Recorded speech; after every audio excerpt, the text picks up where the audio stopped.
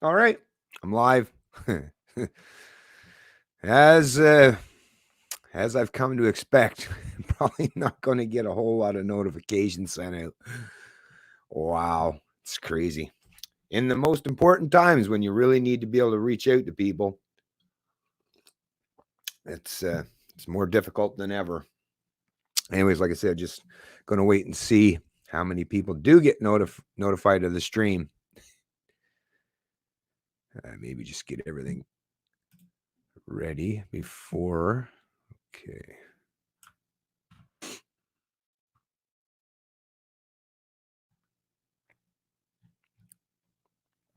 Okay, yeah. I'll cover this first.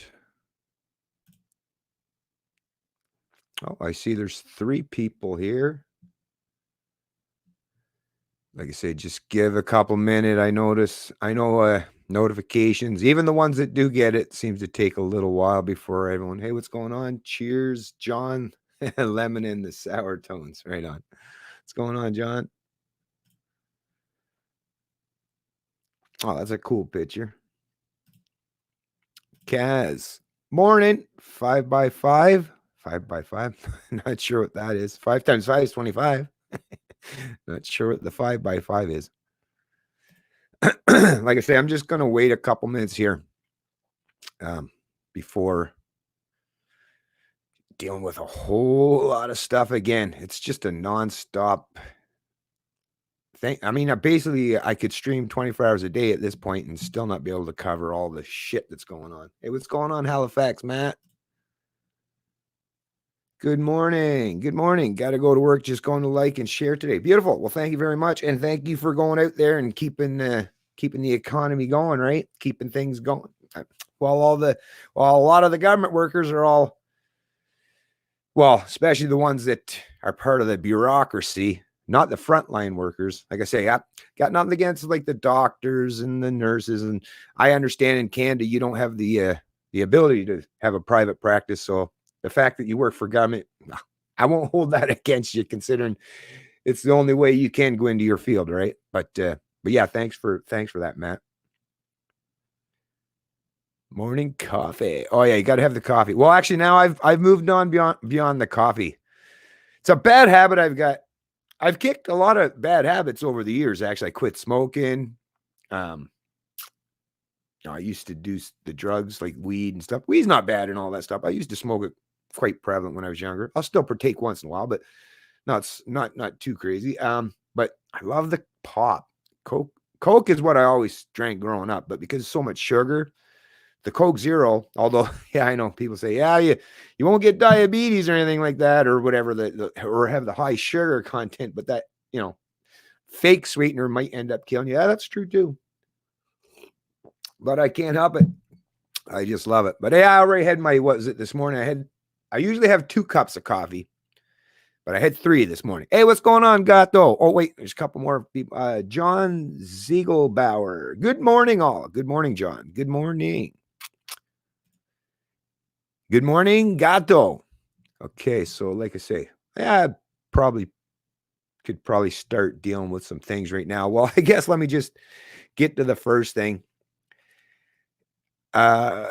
Hey, Rainy Steps. I haven't seen Rainy Steps in quite some time. Nice to see you in the chat. Hello. Hello to you. Too much sugar for me. Yeah, I hear you. Yeah. That's the thing.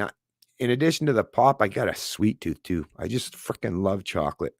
I eat quite a bit of chocolate. That's where, like I say, I have to balance things out when it comes to that stuff. So I do eat a lot of really healthy food too. Like,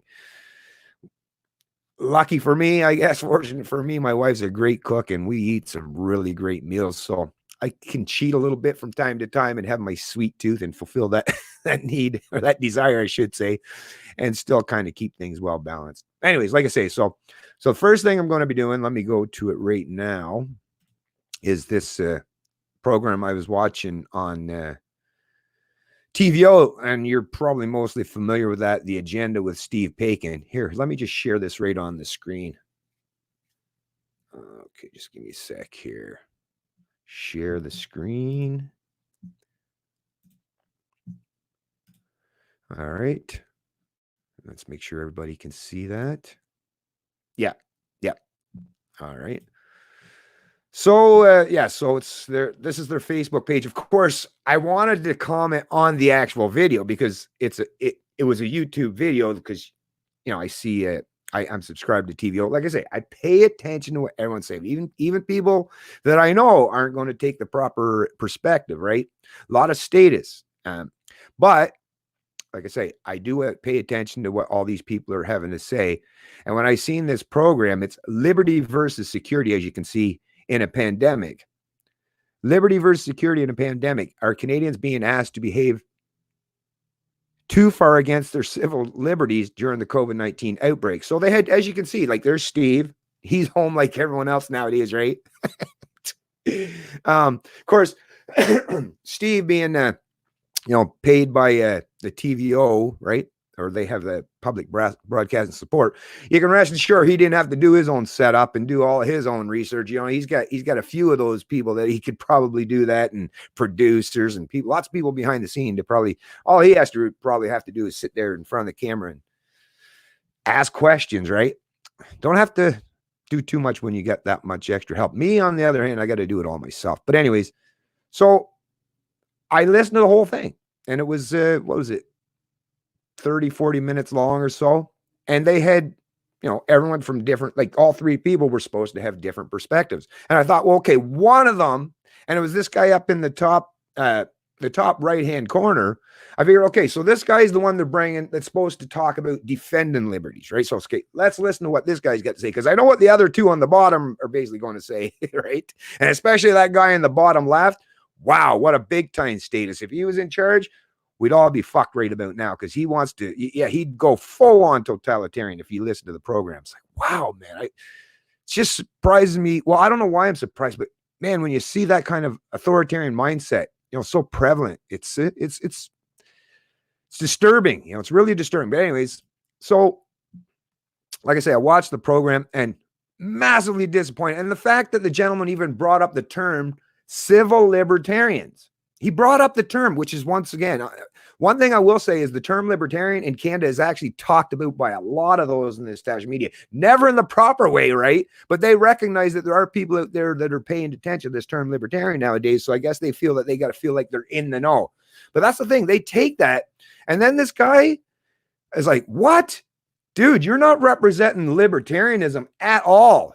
This guy obviously has no clue what a libertarian is, to be honest with you. And that's a failure. Like Steve should, if he wants to have someone, if you're going to talk about, liberty versus security, bring on a real libertarian. If not me, like Tim Mullen, like you want someone that represents the libertarian principle, even if you want to make it a political thing, right? Instead of philosophical in nature. If you want to make it political, although that's the thing, Tim will bring philosophy, not politics to the table, but Tim Mullen, the leader of the Libertarian Party of Canada. I mean, if you want someone that represents the libertarian perspective, right, at the very least, couldn't you at least go to the guy that's the leader of the Libertarian Party, or someone that he would say, that he would send in instead if he was busy or something? Like, no, of course not. Because like I say, this is controlled opposition, folks. It's to pretend that they care about promoting liberties. But like I say, watch the program. You'll see. No, none of them did it. Not one of them did it. So that was bad enough. I kind of recognized and acknowledged, okay, yes, these people are going to represent, or falsify what libertarianism is, or this gentleman. But surely the people that go to this agenda on Facebook, because like I say, can't comment on all of on the agenda's YouTube channel, all comments are closed. You're never allowed to say anything. So much for freedom of speech when you're talking about the agenda with Steve Bacon, right?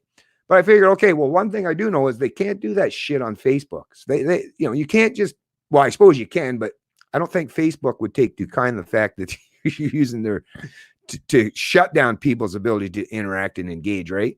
That is one thing, is they are social media pages. And one thing I'll say about Facebook is I know a lot of people don't like them, but it's the only place you can get a chance to interact and engage with some of these folks, right? Anyway, so I did. Now, of course, if you read some of these comments, let me make sure you can read the comments. Here, let me take, no, I'll leave myself there because it's pretty small, right?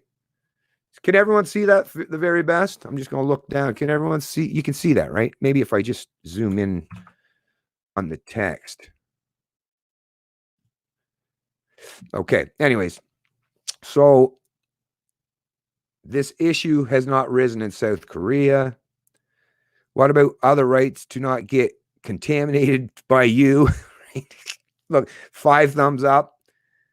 The miserable few who are more concerned about their personal civil liberties and their rights than they are about their personal duties and obligation as part of society are a menace and danger to others. If draconian restrictions are in place when no longer needed for the greater good, complain then, right? Yeah, just let government take over now and rely or trust on them later, or complain after they've already implemented it. It's like a little late then, don't you think? But anyways, this is I was disturbed when I seen this. The fundamental legal precept of any reported liberal democracy is or should be the Mill's harm principle, which states that freedoms of the individual should be constrained only to prevent harm to others. Spreading a dangerous infection, even unknowingly, counts as harm, does it not? So they're obviously advocating for shutting down or isolating people or quarantining. And that's the thing. Of course, I'm just like this person. I'm against people spreading the virus too, right? I take the same position. It's just, my remedy is not the same as what this person would have on offer. This week's most awkwardly, I say, hold the people that are vulnerable, like hold those people in isolation. You don't have to control my life, right? And if you're one of those people who are fearful of it, then you're the one that needs to isolate, not restrict my liberties. If you're scared of being contaminated, you are the one should be restricting your liberties. Don't restrict mine, because I'm not. And if you're worried about, it's harm, you're worried about someone else's harm. Those are the people that should be isolated. The ones that you think are possibly going to be harmed, how do you protect them? Is to isolate them from going out in the public. Prevent me from doing so, right? Wrong way to do it. How about the freedom of individual CEOs who fire workers for, okay, so that's whatever. Anyway, so as you can see, I had to comment. I just got to put my 2 cents in there, right? And I said, as one of Canada's most prominent libertarian voices, which I am, I mean, if you disagree with that, point out who it is, right? I actually type in Canadian Libertarian, and even the Libertarian Party of Canada comes below, right, than I do on YouTube and stuff. So yeah, I mean, who the hell else is there here in Canada that is a prominent libertarian voice? That's me. Anyways, I want to clarify for anyone who watches this program that none of these people have taken the libertarian position. To be honest, it doesn't seem as though any of them even know what true liberty or individual rights even means. For starters, liberties or individual rights are inherent and inalienable, which means there is no such thing as an escape clause to override them, even if someone tells you otherwise. The Charter is a failure as a document in that regard. If they can be overridden or revoked, even if temporarily, they are not liberties or rights, they are privileges. If you truly want to know what a libertarian has to say, here's a link to my YouTube. So I, told them, like, if you want to hear a libertarian perspective, right, it's all you got to do, right? Not like I didn't insult anyone. I'm just pointing out the fact and offering my perspective. And I've got 12 replies, as you can see. Oh, yeah. And that's another thing, too, because the person in the, like I say, that was arguing, or the one that was taking that supposed you're trying to take the liberty position, is just, they're all advocating for the efficacy of authoritarianism, right? So arguing for the efficacy of authoritarian measures puts you right alongside every other advocate for the demise of the very pretense of liberty. Hitler's policies were quite effective. Stalin's were too.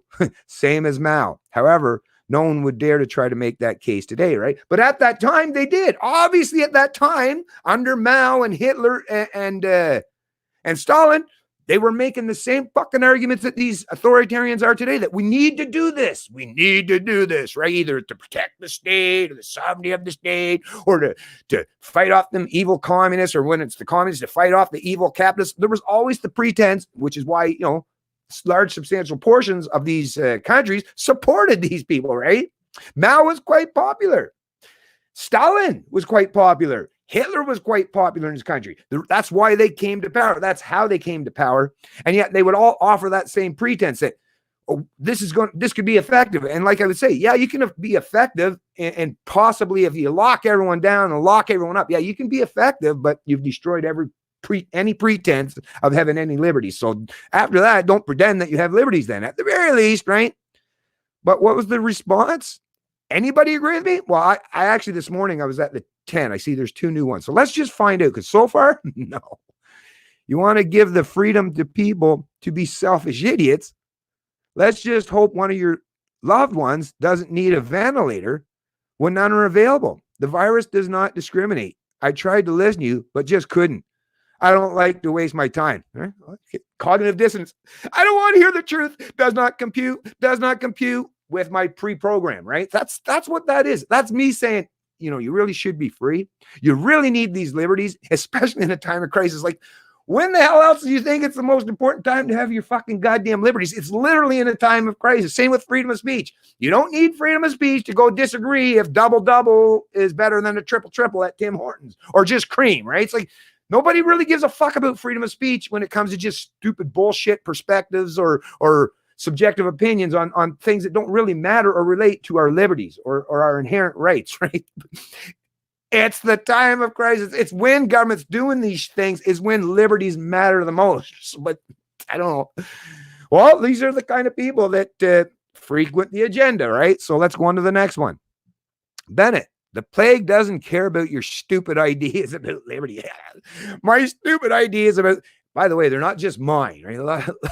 Like all of our countries, well, especially the US, even more so than Canada, but even the pretense of these liberties and our so-called charter rights were all built and based upon the Enlightenment era values, those Western liberal democratic values that all these dipshits would normally pretend or report to hold so dear, right? But no. Wow, right? It is precisely, and as I put, it is precisely in times of crisis that liberties matter the most. And I get a mad one that shows there's a thumbs up, one thumbs up, and one person mad at me for daring to say it's precisely in times of a crisis. Sorry for triggering your fucking indoctrinated mindset, right? Damn, man.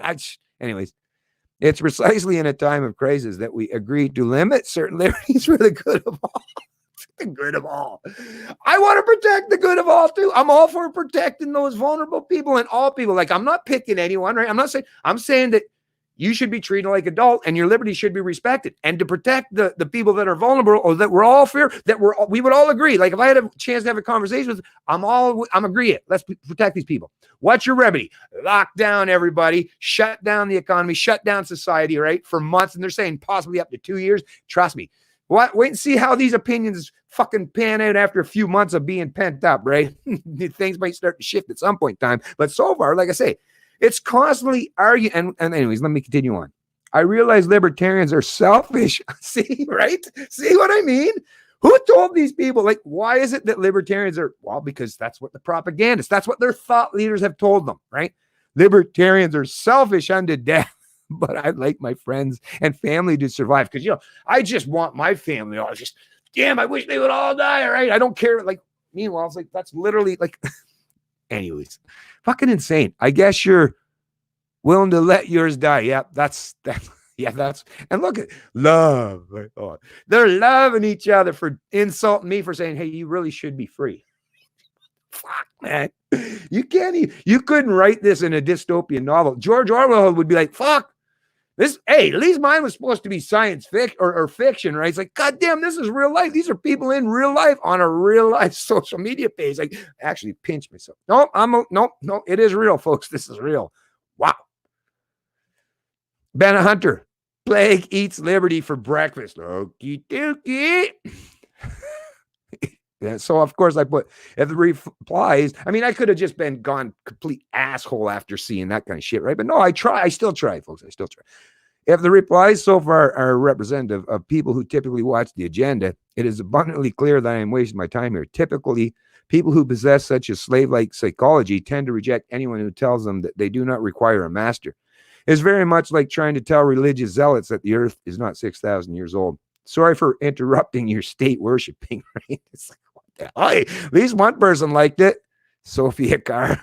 Thanks, Sophia. If you ever get a chance to see this video, thank you for that, showing some solidarity, because as you can see, you're alone in that one. Jane Pickering. So go ahead, enjoy your freedom, then watch your family suffer and die. Ooh, like I say, holy Christ, right? Wow. Wow. Kristen HG. Ben Hunter. There's a country just to the south of here that might be a better fit for your value. Actually, you're absolutely that's one thing I would actually agree with you, Kristen. I do sadly agree with that. But I was born and raised in Canada. My entire family is Canadian. I love, like I say, I just want, like, why do we have to reject those liberties in Canada? Like, I know a lot of you have that slave-like mentality, but I'm saying you really should be free. These people sound like the one on the plantation is like, shh, hey, fuck off. The master gives us shelter, right? We're allowed to eat, sometimes, right? We got, hey, like, there are different plantations out and around, but hey, listen, don't piss off the master. He'll come whipping us, right? Shut the fuck up. Or like listen to the mindset. And all I'm saying is, no, you should be free, right? You don't need a master. That's all I'm saying. That's all I'm saying. You don't need to allow these people to control you through mechanisms of fear and destroy your liberties under this false pretense of security, because you're not going to get any. You're not going to get the security or the coronavirus will end. Like, this is not going to stop, right? Until it does, or through a natural course. But anyways, yeah.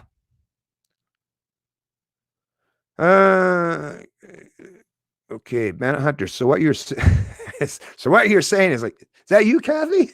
Is that you, Kathy? Oh no, Christopher Tucker.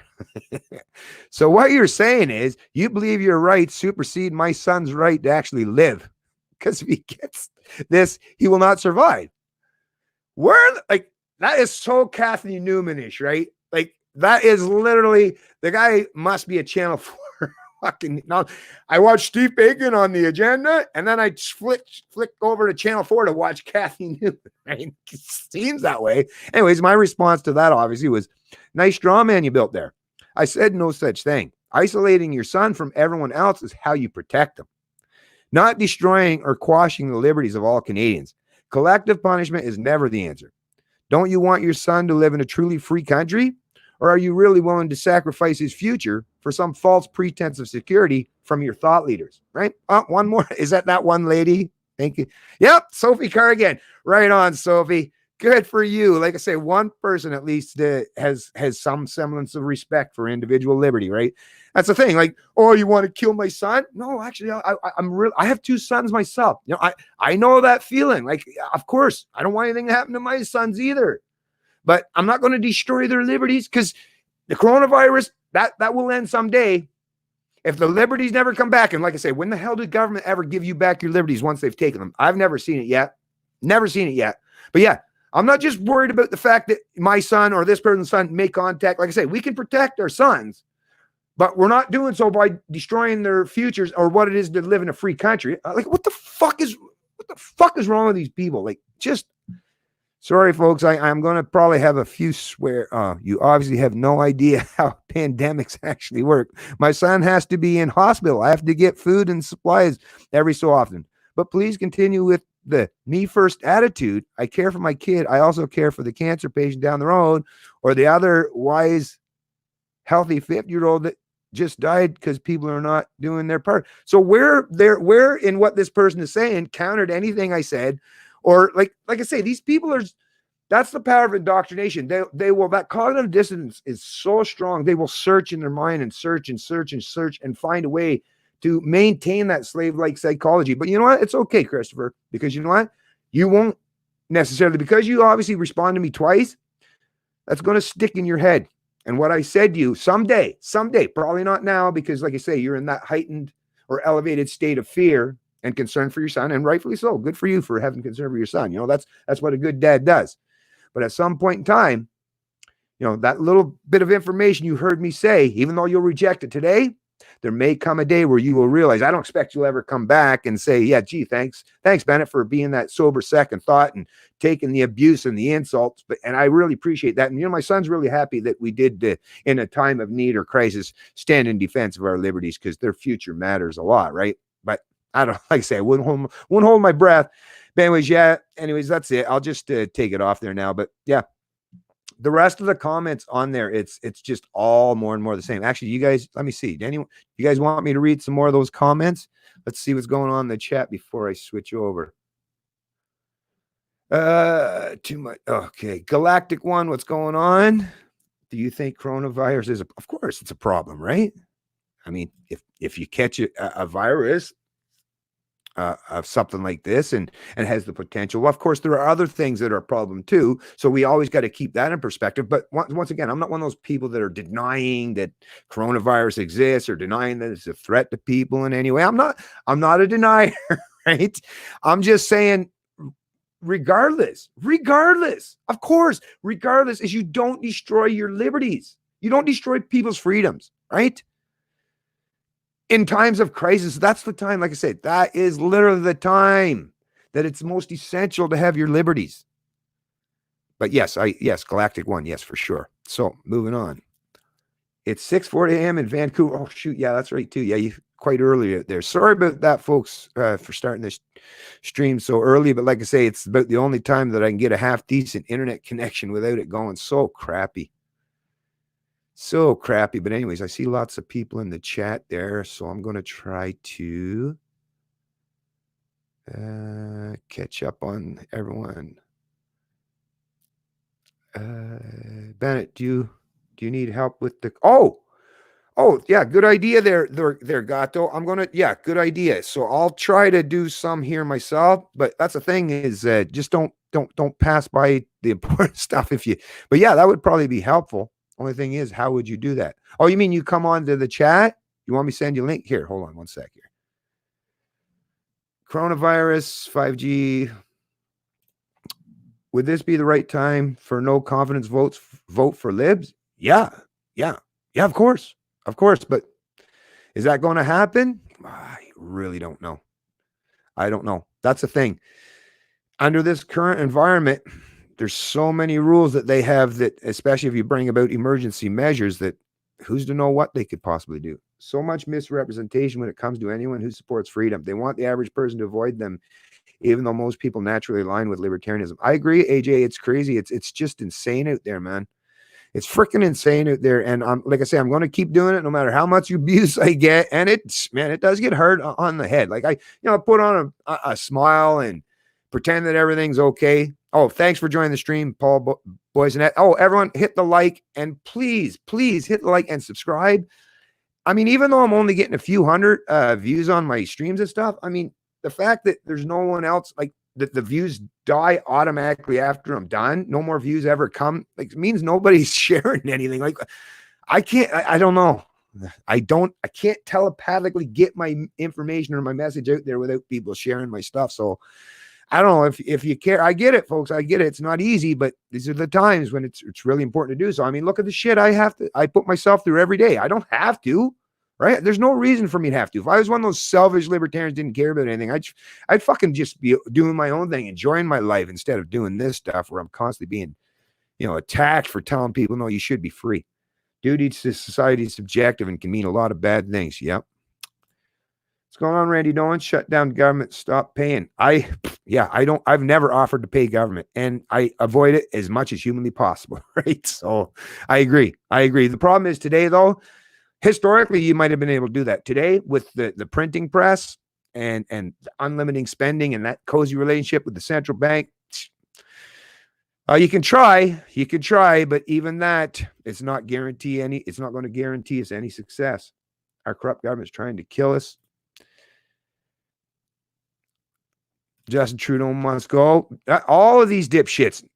Scheer would be no better. Like, if you think any one of these established parties would have done it any better, like if they were in power, you would find out real quickly that, oh, fuck, Bennett was right. The Unknown Woman channel, absolutely, Randy. Right on. Can the government legally shut down your business or restrict your movements? Well, that's the thing. Legally? The government's the one that writes the rules, right? It's mandates and edicts. Now, you'd have to go back to common law and actually talking about or the fundamental principles of liberties in Western societies. No, they can't. If you base on like the American Constitution, if you read the document, understand, no, they can't. But because nobody actually pays attention, or you got a bunch of lawyers or politicians, which I repeat myself, that completely misinterpret what those words actually mean. Or in Canada, the thing about Canada is our document even says it's baked right into the Bill of Rights, is that the government says that they can override your rights anytime you want, which is to suggest that that's paper or that document is completely useless. Oh yeah, you have all these rights, but we have a clause that says we can destroy those rights anytime we choose to, because we got to, that what's it called again? Having a bit of a brain fart there. Notwithstanding clause or whatever it is. So yeah, I mean, when the people in power are the ones that get to dictate or determine what's legal, well, they can do whatever the hell they want, right? Hey, everything Hitler did was legal, right? In Germany, right? So, yep. The power is if people's minds, if the people's minds recognize that what they're doing is authoritarian in nature, if the majority of the people are, then they can stand in opposition to it, or the political class would never try to do it because they'd recognize, oh, the people aren't willing to go along with it. But in Canada, as you can see, the Canadian population, or the majority of them, are willing to go along with it. So no matter what the edicts are, since people believe in their belief in the state is so entrenched in their psyche, whatever their political masters or thought leaders tell them is right or wrong. Well, whoa, what happened? What happened there? Oh, okay. Let me close out that one. That was weird, huh? That was weird. That was odd. Anyways, I'll get to you in a sec there, Gato. I'm going to scroll through these things real quick, and then maybe once I get caught up, we can, like I say, only hope is let Q stuff. I don't even know nothing about that Q stuff. In an hour, Justin Trudeau to emerge from his cave to address. Yeah. It's not really Randy, but there's still hope. Virus stop. Paul B. Sinet. Trudeau refused USA help for masks and more. Well, actually, I'm hearing that 3M, Trump told them not to send any up here. That's what I'm hearing from in terms of masks. Most civil servants are still collecting paychecks while many are struggling. Yep, for sure. John Ziegler or Ziegel. Ventilators would be more abundant and cheaper in a free market. You're darn right they would, because people would be automatically incentivized right now to just start churning them out, right? It's crazy. If we actually had a genuine private market, a proper free private market. Too much talking, overthrow Trudeau. Yeah, private.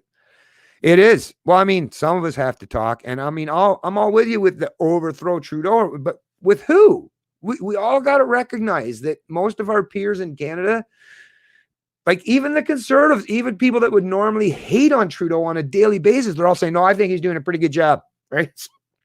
So I'm with you there, but you got to remember, we represent a tiny, like such a tiny minority that, yeah, sure, go ahead and pop your head up out of the groundhog hole, right? But there's somebody there that's going to be waiting with the sniper rifle. So just be careful, because you're not even in, like, we don't even have the 3%, because 3% of the Canadian population of 37 million, right, would be 370,000 Canadians. Are you seeing 370,000? I can't even get a few hundred views on my channel. So let me know when we even get to 1%, and then maybe we can talk. But until then, we're basically all just whistling Dixie at this point in time.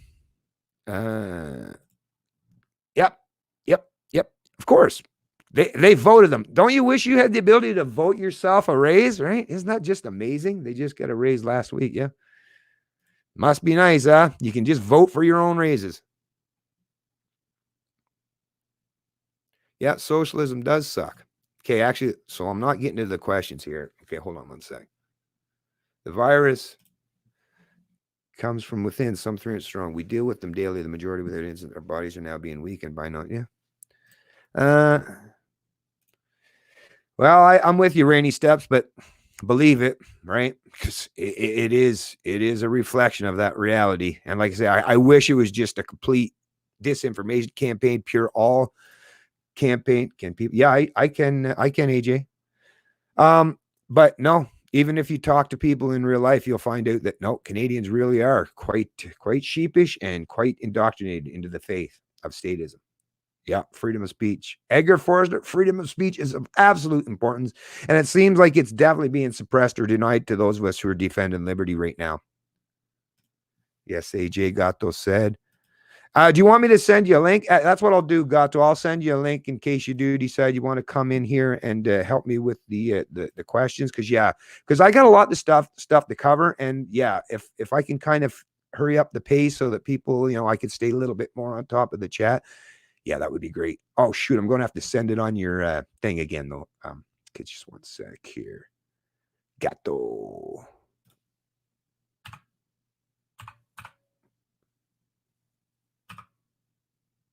Where the hell is it? There we go.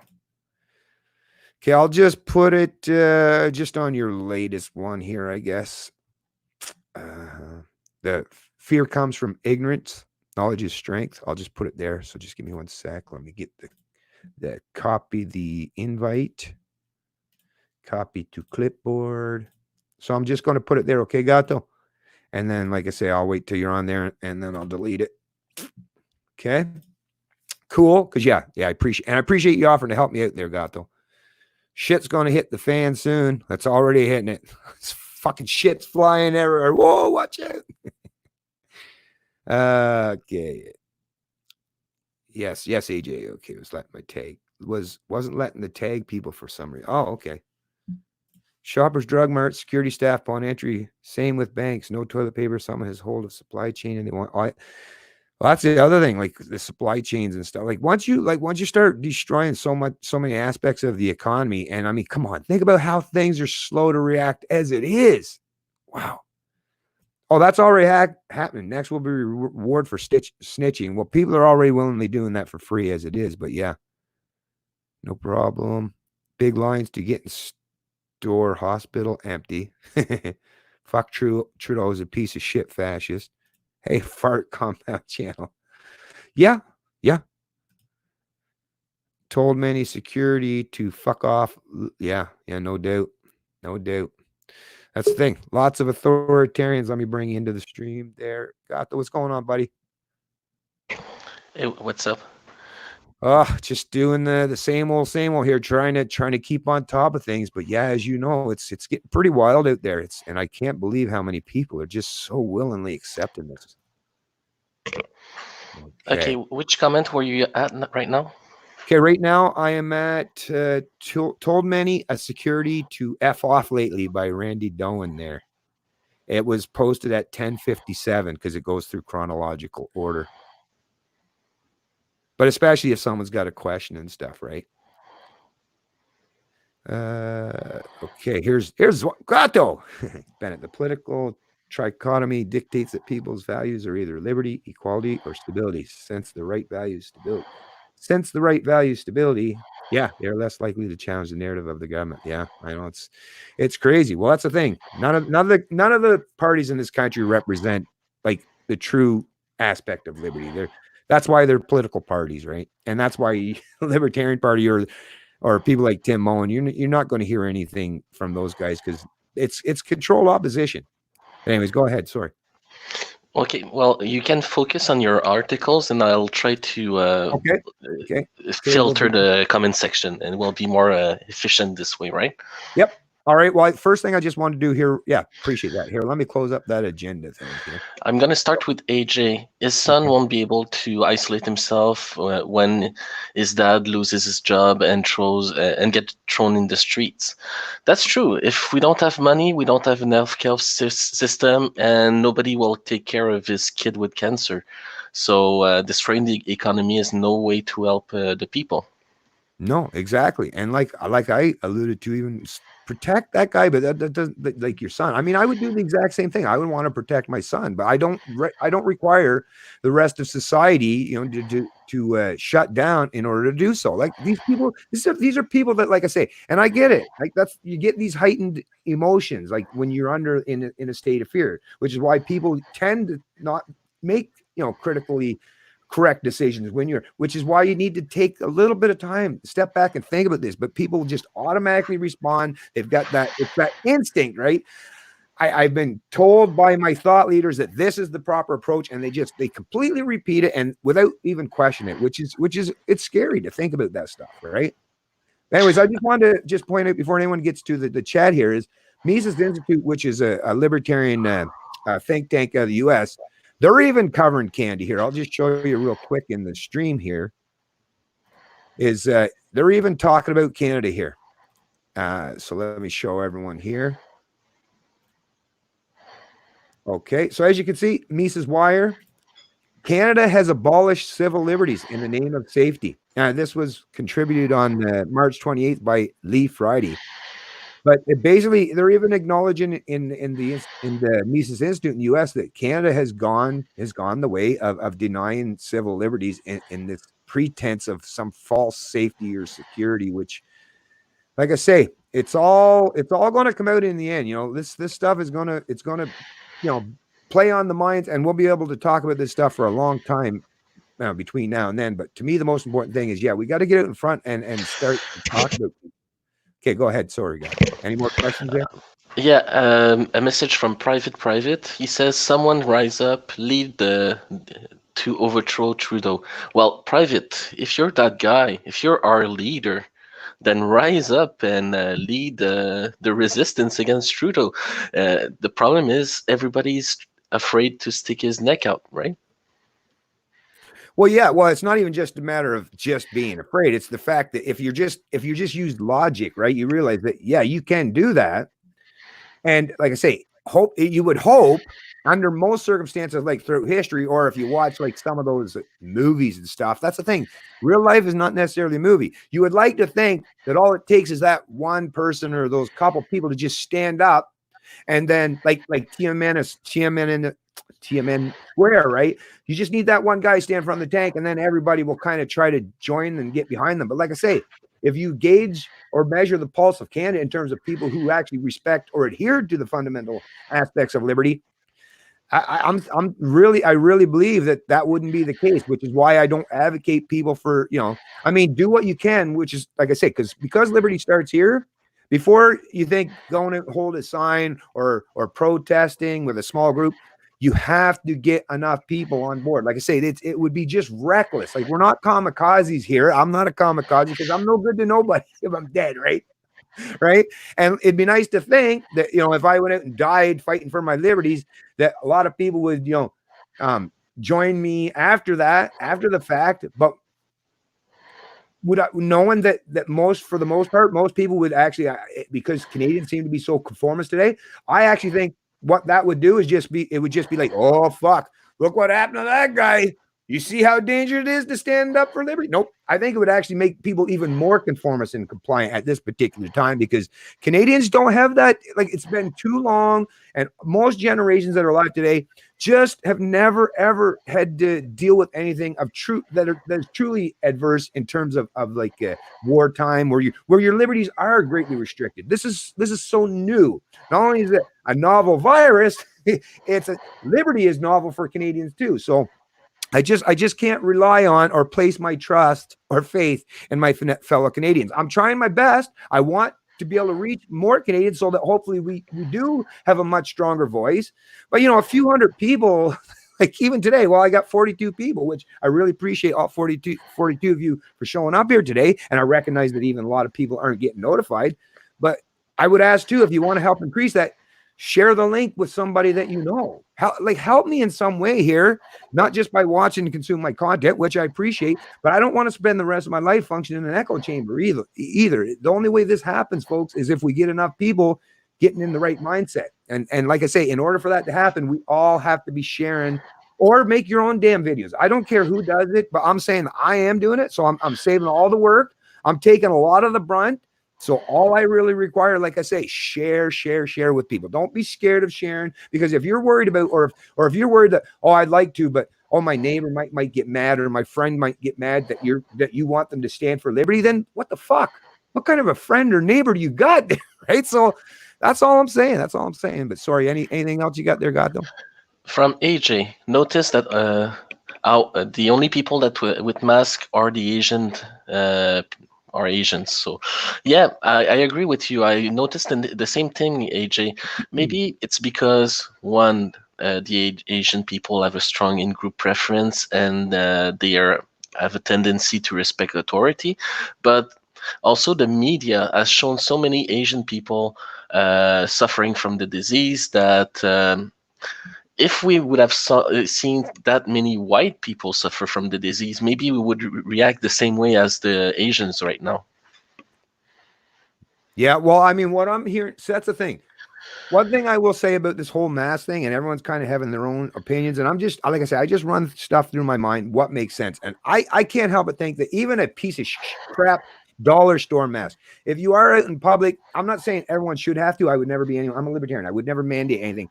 But whether you're sick or someone else, like to me, because the virus is passed, right, by people talking, your saliva and all, then of course, if you have a mask, it's going to hit the mask. So I think that would probably be a wise thing to do. I'm not suggesting that everyone has to do it, but I'm just saying that probably would help. If you are out in public, that probably would help. But if you're in a situation where you're not going to be in close proximity or that 6 feet or so to other people, then you're wasting your time wearing a mask as far as I'm concerned. Now, if you are going to be around other people, whether you're the one that's worried if you have the virus or if you're worried that, I can imagine if you had a room full of 10 people and everyone's wearing masks, I can't imagine that. Of course, it's going to greatly reduce the ability to spread, right? I mean, that only makes sense just by thinking about it logically, because the particles that are coming out of your mouth is going to hit the mask, right? Or the majority of them at least, right? That's what I'm thinking. What do you think there, Gato? Well, I think the only people that should be wearing the mask are the elderly with severe health conditions and people who have a compromised immune system. The people that are vulnerable should take the measures to protect themselves, and the rest of the people should rely on their natural immunity. All right. Well, yeah. Sorry, go ahead. I got a message here that's very interesting from Sophie. I've seen people begging for martial law on Trudeau live yesterday. These people scare me more than the damn virus, and that's true. The worst thing that can happen is that people start self-policing, because this is what usually leads to the rise of an authoritarian regime. The same thing happened in Russia, in Germany. So. If there's no traction to this let's say crisis, I have a problem saying crisis for what we're living. Right. Trudeau will have to find something else, and if nothing sticks, we're gonna keep our freedom. It's gonna end very soon. He's gonna give up if it doesn't work. Well, that's probably the same one. Sophie M is actually the one I got on the screen right now. It says, "Hello from Winnipeg. Grocery shopping has become a very unpleasant activity. It's ridiculous what they're putting." I've already heard all about it because, like I say, my wife's in the same field, and it is crazy because the customers, obviously everyone's taking everything out on everyone else, and it is really, really tough out there, and it's not fair. I get it, and especially people that are, like I say, not just people in the medical field, but obviously people at grocery stores, right? And the fact that you have no choice, that you're going to all be kind of close, but they're putting like little things to tell you we're 6 feet apart. They've even put up dividers and plexiglass to try to help in some way. But yeah, customers can be fucking idiots as it is, even on a good day. But under these situations or circumstances, yeah, I feel bad for anyone that's having to take that extra that brunt, because yeah, a lot of you folks are working out there being woefully and inadequately compensated for what you're doing. And actually, let me point this out too, because like I said to lots of others, is taking advantage of the fact that even the thought leaders and those in government are actually pointing out that you folks, in these places, especially grocery stores, are on the front line. So take advantage of it. That's some great bargaining power right there. You go up to your boss, even if you're normally, especially because there's a lot of women, and we all know that women can be very disagreeable for most part, and aren't quite as forceful as men be in terms of trying to ask their boss for raise. And I noticed that. I've even noticed that myself. But you know what? This is a perfect opportunity, man or woman, no matter who you are. This is a perfect opportunity for you to say, I'm out here, right? And a lot of these places, there's some people that are quitting and they're looking for people to replace them, because some people are being scared. So if you are out there and still actively doing your duties, make sure that your boss recognize that and kind of put it in there that, you should be compensating us a little more, because actually, as far as even without the coronavirus, you're all being inadequately paid, because inflation is constantly outstripping any semblance of wage increases, especially for men. The last measurement I've ever seen, it was the one out of Global, was it Global News or Globe and Mail? But it basically showed like our wages for men in particular has been stagnant for 4 decades. Like everyone thinks, oh, well, no, that's not true. Like 20 years ago, I used to get $5 an hour. Now I get 15. Okay. But adjust all the costs for everything you pay for, right? For your house, your fuel, right? Heating, your home heating oil, or all those things. You'll see that the prices, or food, especially food, the prices. So people are constantly chasing them tails, but their tails. Anyways, I see there's 47 now in the chat, so it looks like the numbers are slowly tricking up. Like I say, like the stream. Share it with people. Like I say, just copy that link there and share it even to your own social media pages. Because that's what I'm here for, folks. I'm trying to get and reach as many people in this country as I can, because I recognize how important it is for us to, and especially even if we disagree, even if you're one of those people that don't like me because of whatever reason. I don't forget about the fact whether you like me. I don't give a shit if you like me.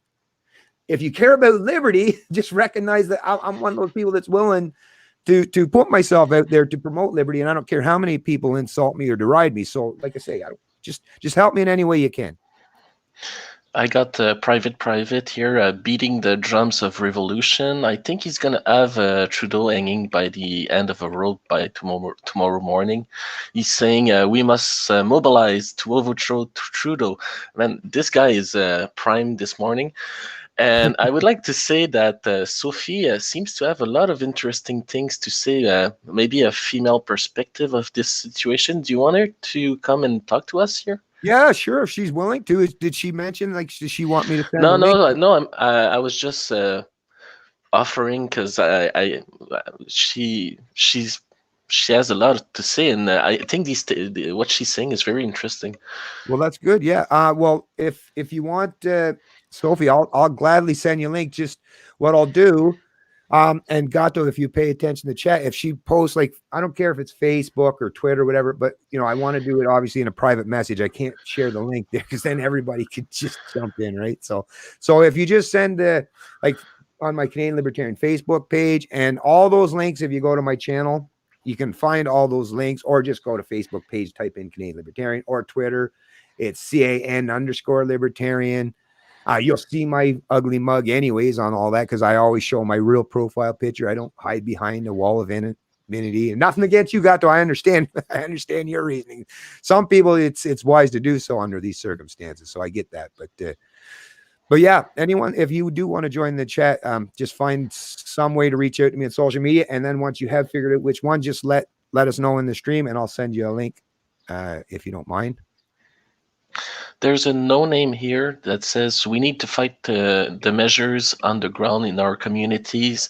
This is an abuse of power, and he's right. First you start by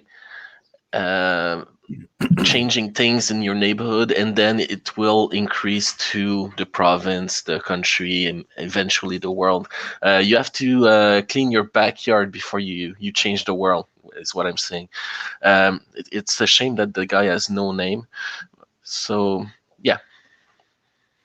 Yeah, well, I'm just reading AJ's here because I agree with you, AJ, that 300,000 people vote for the PPC, which is, you would like to think that libertarian, but I out of that 300,000, I would say there was maybe 1 or 2% of us that would consider libertarian. I think for the most part, and you might recognize this too, because I noticed even during the whole thing, and I interviewed a lot of these, not just the candidates, but I talked to a lot of these PPC supporters, and I think a lot of them were just what people would be conservatives that were just sick and tired of the establishment and wanted to, and because their man Scheer wasn't against immigration. I found that immigration was the biggest thing that drove the PPC.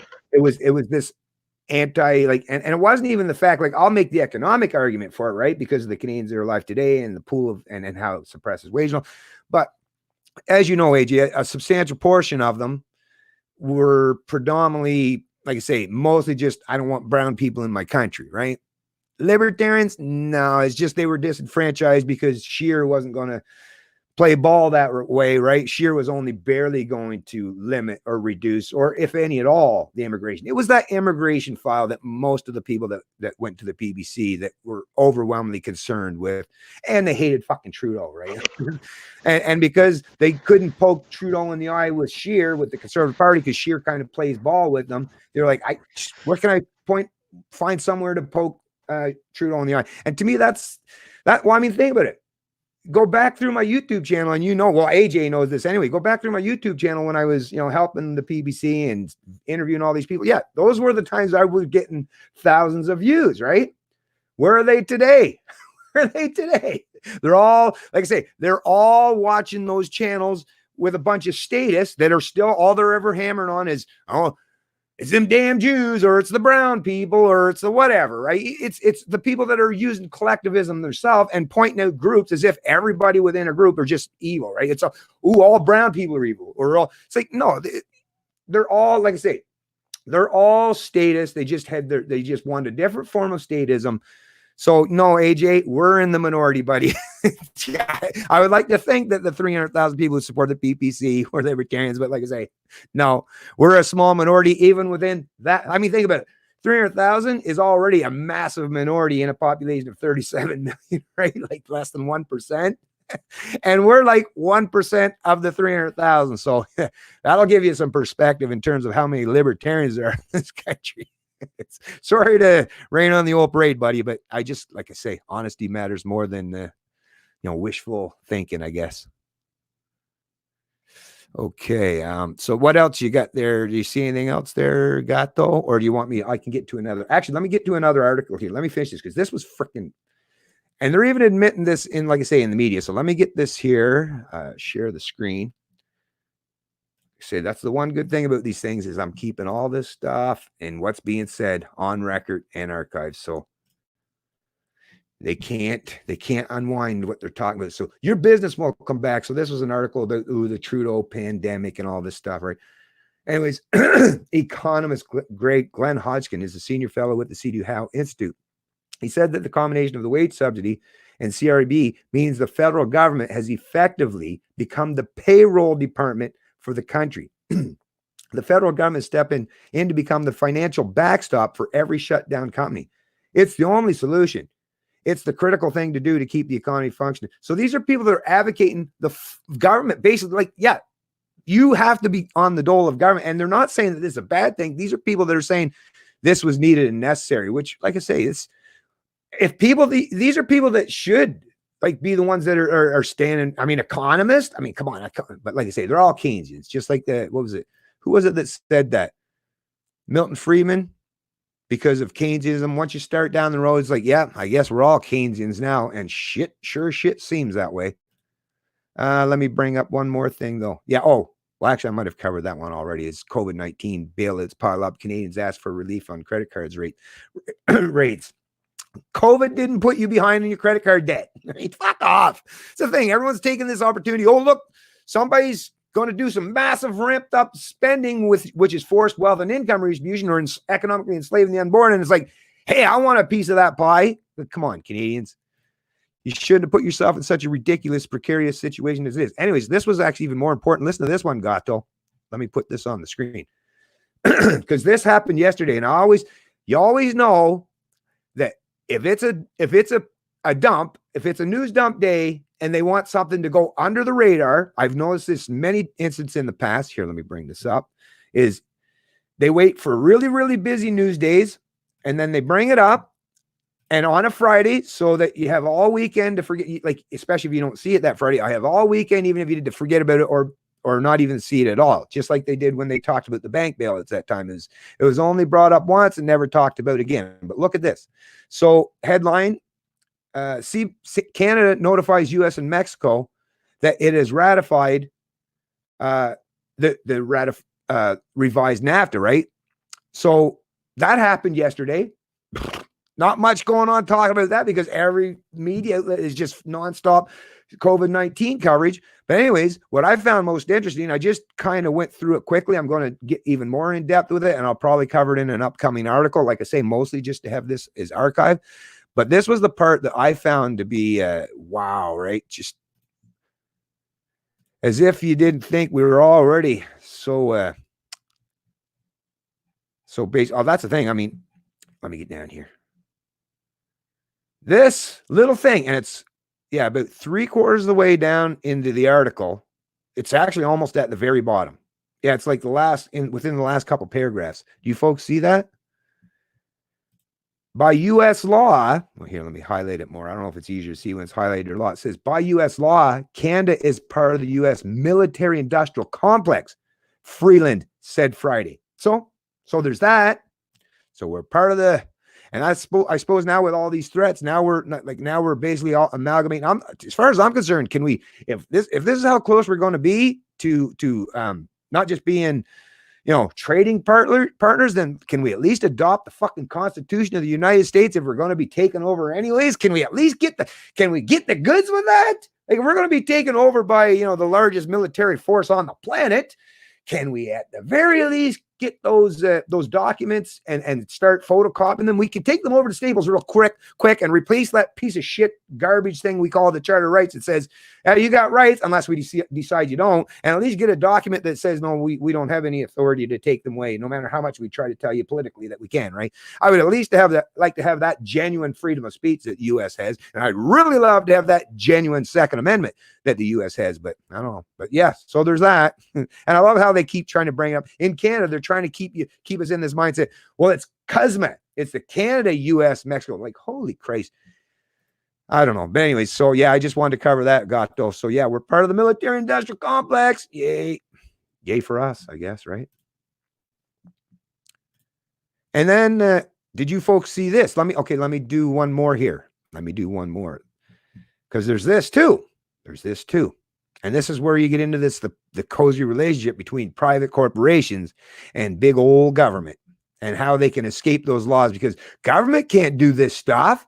But hey, if you do it this way, you can completely circumvent our charter of rights and freedoms, even though, like I say, they could blatantly outright and do it anyways. But why go to all the bother of actually saying that you're overriding the Constitution when you don't even have to, but you can still get the same results? So like I say, check this out. Make sure it's there. Google data shines light on whether coronavirus lockdowns worldwide are working. Report includes data for all Canadian provinces and territories. Google has published charts showing how the coronavirus has brought hard-hit Italy to a standstill, led to runs on grocery stores around the world, and prompted a stark drop in going out between Mardi Gras and St. Patrick's Day. The analysis of location data from billions of Google users' phones is the largest public data set available to help health authorities assess if people are abiding with shelter in place or similar orders issued across the world to rein in the virus. The company released reports for 131 countries, including Canada, with charts that compare traffic from February 16th to March 29th to retail and recreational venues, trains and bus stations, grocery stores, and workplaces within a 5-week period earlier this year. Google said it published the reports to avoid any confusion as to what it was providing to authorities, given the global debate that has emerged about balancing privacy invasion location tracking with the need to prevent further outbreaks. So basically, like I say, you could read on the rest of this. I won't waste the whole time today, but yeah, they basically tell that they're giving this data to the governments. And I thought that Facebook was going to try to be better, but I'll just read this last paragraph at the bottom. Facebook, which like Google has billions of users, has shared location data with non-governmental researchers. So you'd think, oh, well, at least Google's only sharing it with, non-government, because I'm not against, like having this data. I'm not against the data per se, but it's like giving it to the government. That's always my number one concern is government, right? So they're saying they're doing it with non-governmental researchers that are producing similar reports for authorities in several countries, but the social media giant has not published any findings. So once again, they're just finding ways that, I won't, what it is, because it's probably even more entrenched in the contract with Facebook, those terms of services, they can't do that, right? Because I have found that Facebook is one of the few companies that does push back against government authoritarian, at least in some way. But it's like, look, so they're not giving it directly to government like Google is, but they're giving it to another third party, which is giving it to government. So it's like the government still ended up with all this stuff. So either way, like I say, now, could you still have applications to help track these things? Yes. But like I say, I would rather that in a private corporation that has no pretense of authority. And I'm not too awfully worried about them having a giant military or police force to use that data for nefarious purposes, right? I mean, if Walmart has my location, am I worried about Walmart coming tomorrow, like to knock my door down because I've said something against the government? No. But if government has all that data and they can track my location because Google is giving that freely to them, then so yeah, this is that dystopian Orwellian world that big data is bringing to us. And like I say, the people that should be protecting us the most from the overreach of government, that should be respecting our privacy, because when you sign these agreements with these social media platforms, obviously there was never any pretense in your mind that you were doing so that government could know where you are at all times, right? None of you thought that anytime, and to pretend otherwise, like it's just like I say, to deny reality. But so there's that, folks. Anyways, what's going on in the chat? Did what's her name? Who was it? Did she say anything else down there? Did you notice Gato? You still there? Wait a minute. Oh, Gato's gone. Did I do that by? No. How did we lose Gato? Well, he still got, oh no, he doesn't have the link. I better go back. Let me scroll down to the bottom here. Let's find out what happened with Gato here. Not sure. Just one sec. Ooh, lots of people in the chat here. What's going on, Giselle? What's going on? Okay, Merlin. Hey, there's a new one. Hey, Merlin, if you don't mind, if you hit the like button and subscribe to the channel, and if you wouldn't mind, share this, please, please, please, because like I say, I need everyone's help to get some of the information that I'm going to provide in here. Like, liberty matters, and like I say, we need people to hear what I've got to say, or what others that are standing for liberty have to say. Okay, he said that he lost his internet connection. Okay, well, I'm still going to probably have to go back and share that link again, because if not, he won't be able to get back in. Or yeah, he's going to need the link. So let me go back again. Yeah, I'm gonna have to try to remember to keep my friggin' code so I can just send it in a message. Okay. Where did he go? Where did he go?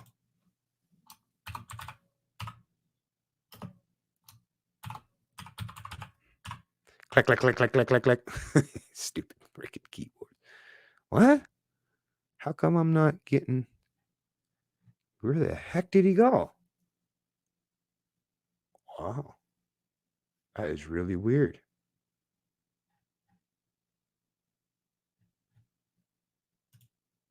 I can't even find Gato now. It is weird.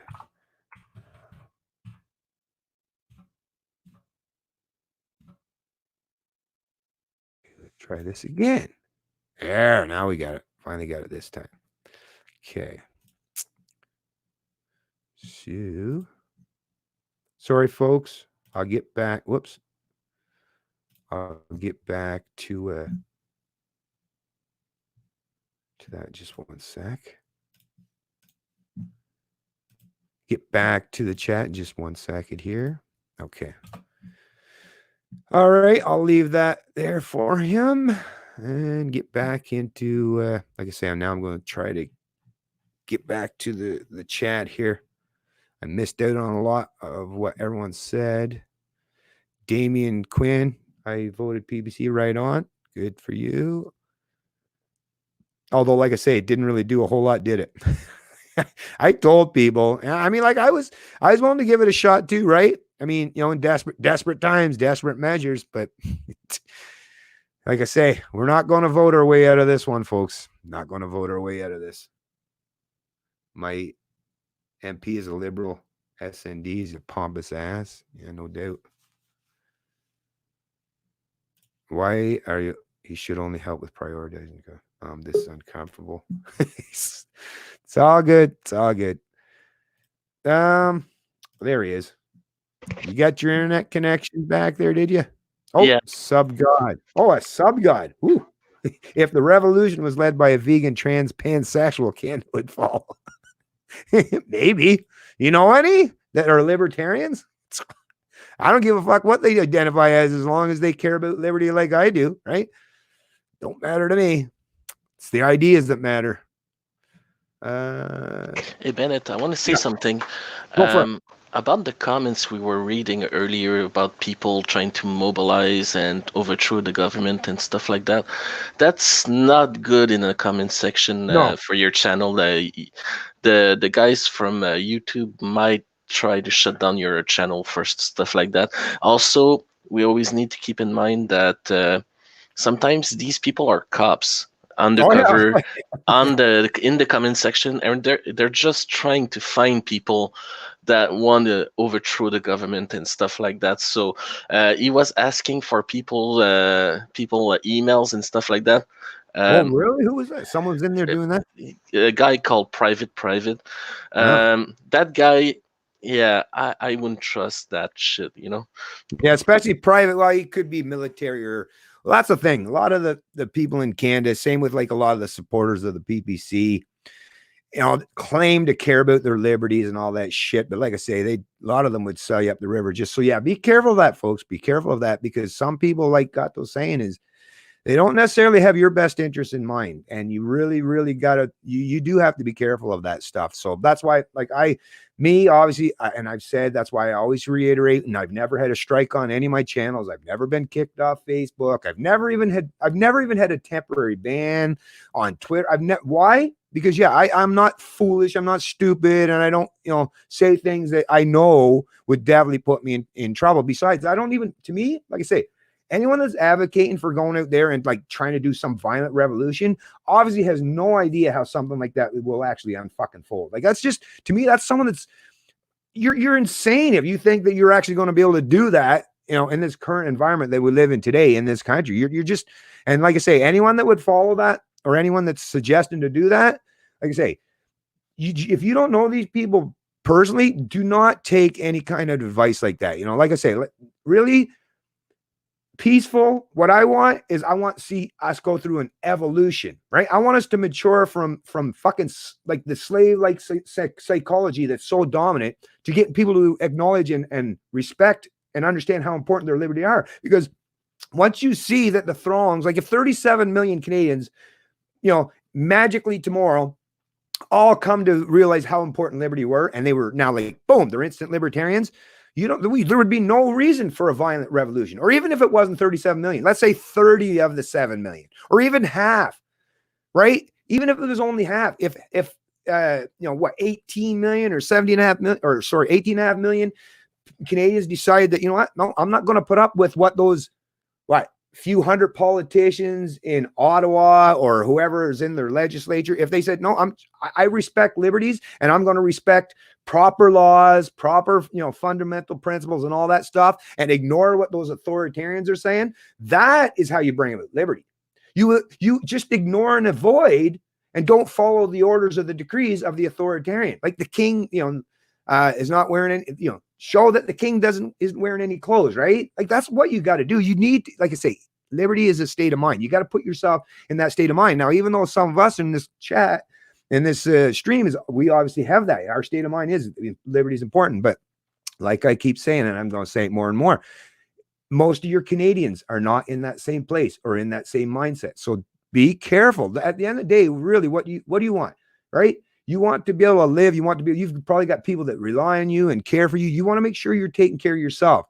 Just putting yourself out there to be some sacrificial lamb for some pretense of a revolution may very well mean that you're just someone that put yourself in a situation where you've basically, either died or been locked up in jail or imprisoned or for nothing, right? So don't, like I say, you got to be wise these days. And to me, it's just get people to get in the proper mindset. Or even if you want to do the political thing, right? If you want to do it the political way, it's not going to happen by petition or protest. You need enough Canadians that are willing to vote for, like, there's a Libertarian party in Canada. 100% there's a Libertarian party in Canada. So if you had enough Canadians from coast to coast to coast in this country that truly cared about liberties, then they would vote, because Tim Mullen could field 338 candidates, no problem, across this country if people wanted it to happen. But I mean, come on, the Libertarian Party is never even, mentioned on or comes from the lips of anyone these days. So Canadians just aren't there. I know everyone's, anxious and, just chomping at the bit and want, their liberties respected. I'm with you. I'm 100% with you. But we have to be wise about this, folks. And the wise thing to do is, like I say, we got to educate people. We got to inform people. We got to get people in the right mindset. And then whether you do it through political, changing the politics, or you just do it by people start adopting this psychology and actually live freely because they recognize it's important to do so, and that the people that don't want them to live freely are such a small number in comparison that you could just basically ignore them. And if a lot of these order followers, right, if they didn't have someone that they felt that they had to follow the orders, and they recognize that actually most Canadians actually care about their liberties, like I say, even some of these military men and stuff would be like, they would be unwilling to try to enslave or hunt down or shoot or oppress millions of their Canadian citizens if they knew that they were willing to defend their freedoms, even if they just did it by just standing in front of them and creating a human wall, not doing anything violent, maybe with your arms. Like, it would require, like, think about how many military men would be completely unwilling because they have families themselves. Like, think about it. If you're a military guy and most of the people in your family are like, no, I want my freedoms and my liberties, you're not going to want to go out there and start killing people that want their freedom and liberties. So, like I say, it's in the mind, folks. It's in the mind. Let's get to people's mind. Hey, Bennett. Yeah. Listen to this crap here. Again, find out the stitches and destroy them.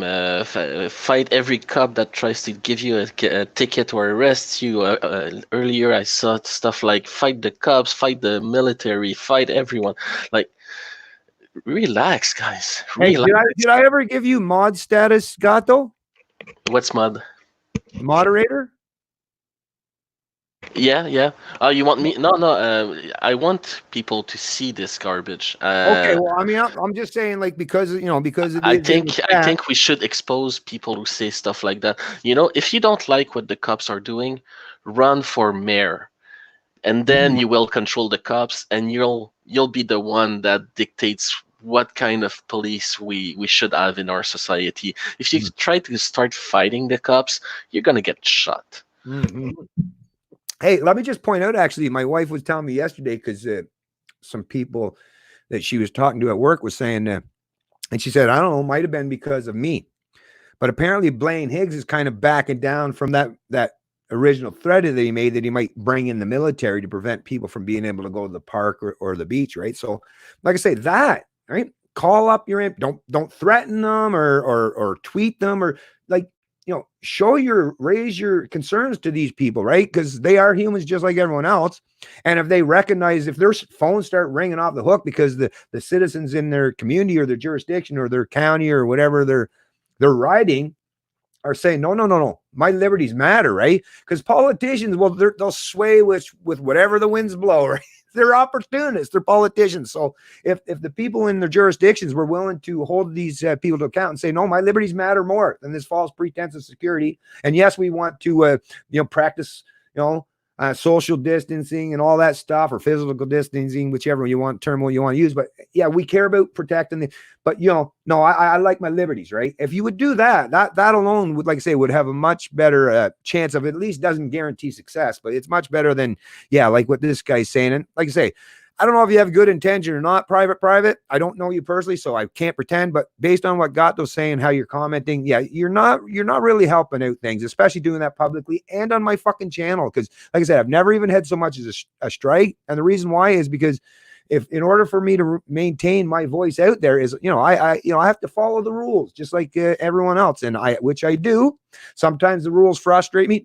It frustrates me all the time, knowing that my channel's probably suppressed, right? But it is what it is. At the very least, I can reach some people. So, don't do anything to place my channel or even yourself in such a precarious situation by advocating for, like, violent revolution or anything like that. I know it makes sound good and give you a little testosterone boost for the moment, but no, you got to think more critically about that, right? Okay, Bennett, from AJ, he's talking about people ordering masks, and they bought all the supplies. There's a video of a woman in the States buying out a ton of it.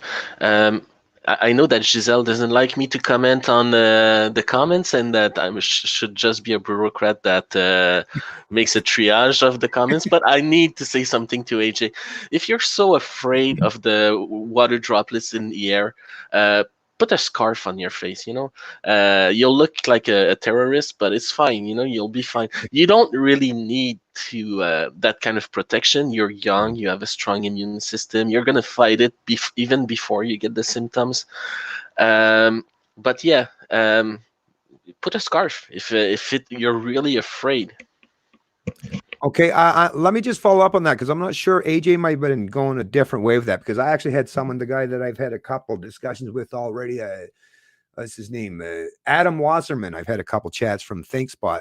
We did a couple streams together, and he sent me another message yesterday, kind of along the same lines. It was a New York Post article where there was a guy down in, must have been New York, I assume, that he was selling these masks at like an exorbitant rate to people, and he more or less asked my opinion on it or my perspective on it. And like, of course, like if you're someone that went out and bought up a bunch of masks and are now just being pure opportunistic and charging like 10 times 100 times what they're worth, I mean, I think you're a fucking asshole. First and foremost, I'd say you're one hell of an opportunistic asshole. Like this is not like, I'm all for capitalism, but being an opportunistic asshole, I don't give a shit if you can make. But should the FBI or people should be able to charge the guy criminally because he's doing so? I mean, if people are voluntarily, like if the guy says, "Here, I'll sell you one of these masks for $1,000," first of all, I'd be saying, "What are you, fucking nuts?" But if I was stupid enough to pay $1,000 for it, hey, it's voluntary interaction. I would, like I say, I would love to be standing on the side of the road and say, "Don't give that guy $1,000. If I can go find one myself, I'll give it to you, man. But don't give that fucking guy $1,000." But if someone's willing to pay $1,000, and that's the thing with price gouging, right? I'm not a fan of price gouging. I get it, but it's not, to me, it's unethical. I think it's a wrong thing to do, but it's not something that should ever be deemed illegal, or that you now use violence or force as a means to prevent like one bad actor, so increase or escalate it. So rather than a guy being an asshole, now you're going to bring another guy in to not just be an asshole, but throw that guy behind bars, like, which the taxpayers got to pay for all that shit anyway. So you're still going to be like, but I definitely agree that I think it's wrong for people to take advantage, especially in times like this. Right. I mean, I can understand, a small markup, make a little profit because you put in that extra expenditure and you prepared ahead of time. Totally on board with that. But people that are charging these ridiculous, exorbitant rates for these masks and knowing that people are desperate for them, that's just being a plain asshole. Right. Anyway, just my thought on that. From a real Canadian, give a couple more weeks, be prepared for the panickers to lose it. And I think the panickers are already losing it. I tried to be the voice of reason so many times, and people need to believe that this is a pandemic. They need to believe that this is the end of the world. What do you have to say on that, Bennett? Yeah, well, it's true. Well, that's the thing. People are, think about it. Since the financial crisis, even the people that have been putting on that fake smile, people know we've been basically living in a false economy, and there was no genuine recovery. Well, there was recovery for some, the connected class stuff, but everyone's been looking for an excuse. And we know how many years we've been reporting Canadians are indebted to $1. I think at its peak was $1.79 or so for every dollar they bring in. So, people have been just basically robbing Peter pay Paul for in excess of a decade or more now, right? And what it is they're seeing that it's devastating, and now they've been offered this lifeline where they can now not even worry about their personal responsibility and the fact that they put themselves in such a precarious situation in the first place, right? Because that's the thing, personal responsibility, folks, personal responsibility.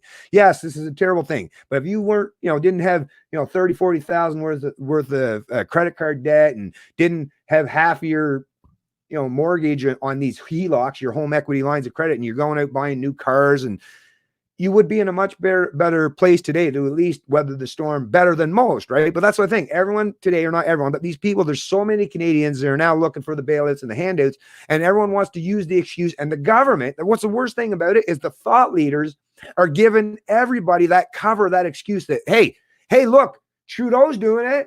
Doug Ford's doing it. Like, blame everyone else. All the premiers are doing it. Everyone's doing it. So, hey, banksters, the Conference Board of Canada, that what's the guy, Heidi guy or whatever, they're all saying, let's bail out the corporation.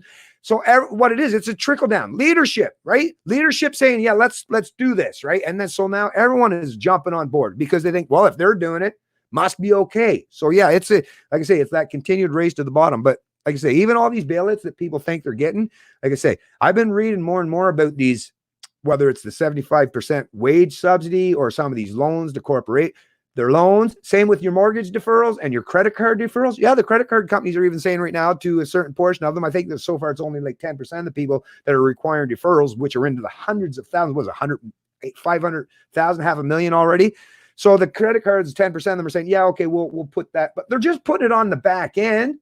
They're not getting rid of your credit card debt, and they're not going to either, right? Because if the banks just said that, hey, we're just going to basically give everybody a free ride, well, the banks automatically, boom, you cease to exist as a business, right? Because you're not getting any return. The bond market would be affected, the stock market, the housing. There's just too many things. So they're going to pretend that they're going to help you, but really all they're doing is they're taking, just like everything, they're taking that and they're moving it on the back end, and they're moving it so far on the back end now that there are a lot of people alive today, which is kind of weird too, because there's a lot of boomers that are so massively in debt. I mean, they've had such a great run for decades. I don't know why at this point, when they're getting towards retirement, why are the fuck all you people, like younger people, I can understand maybe because it's like a dog chasing his tail trying to keep on top of inflation, where now you have to use debt to kind of maintain some semblance of a decent lifestyle, right? Which I still don't think is a good idea. But come on, boomers in particular, you've had fucking decades. Like, if you haven't saved for a rainy day and you've put yourself into this much debt this late in your life,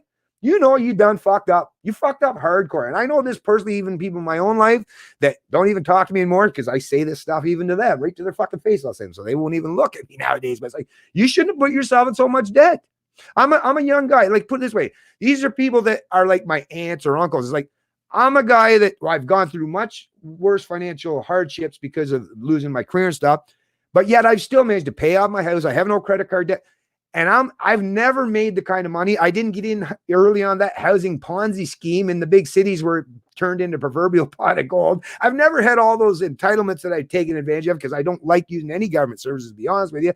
And yet I'm a guy that's like, that they would have been their kids' age, and I'm more responsible at my age today than they are even now that they're in the retirement years. So yeah, I don't. Yeah, that stuff annoys me because people are using this opportunity, this crisis, to avoid their personal responsibility in this situation in the first place. I would have to say that the boomers never had a real conception of the cost of things. The government gave them handouts all their lifetimes. So I think the problem with the boomer generation, they think that everything is cheap when actually they were passing the can down the road. Yeah. Well, that's what it is, right? All those entitlements. It's like any Ponzi scheme. Once you get in early, yes, you're at the very top of it, right? That's the housing market has grown exponentially in terms of the valuation. And the boomers, like I say, that bought their houses for $20,000 back in like the 60s or 70s, are now sitting on those proverbial gold mines. And because the bank believes in that speculative, and that's, well, I mean, if people are willing to pay it, it is the value, right? But it's all speculative because it can change at any time. But yeah, so they're using and borrowing against it. It's like, this would be the time that, like I say, as a boomer, you've had a great run, right? You've had a great run. Why? But that greed and that entitled mentality. And the crazy part is a lot of them, and like I say, if you're not one of those boomers, don't look at me as if I'm pointing at you, because if you're not one of them, right, then I'm not pointing at you.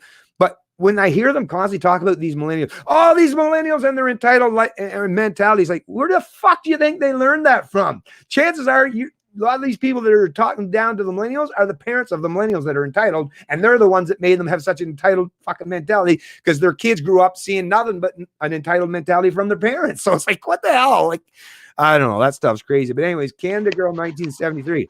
1973, right on. She's a Gen Xer. Hey, Gen X, what's up with that? What are you hating on us for? No, but anyways, but you guys are a bunch of jerks. I'll just use the old in this situation, I always like the old Stephen Molyneux quote, not an argument. Okay, from NPC, we must put a stop to this. Our freedoms are being taken from us under a false pretense.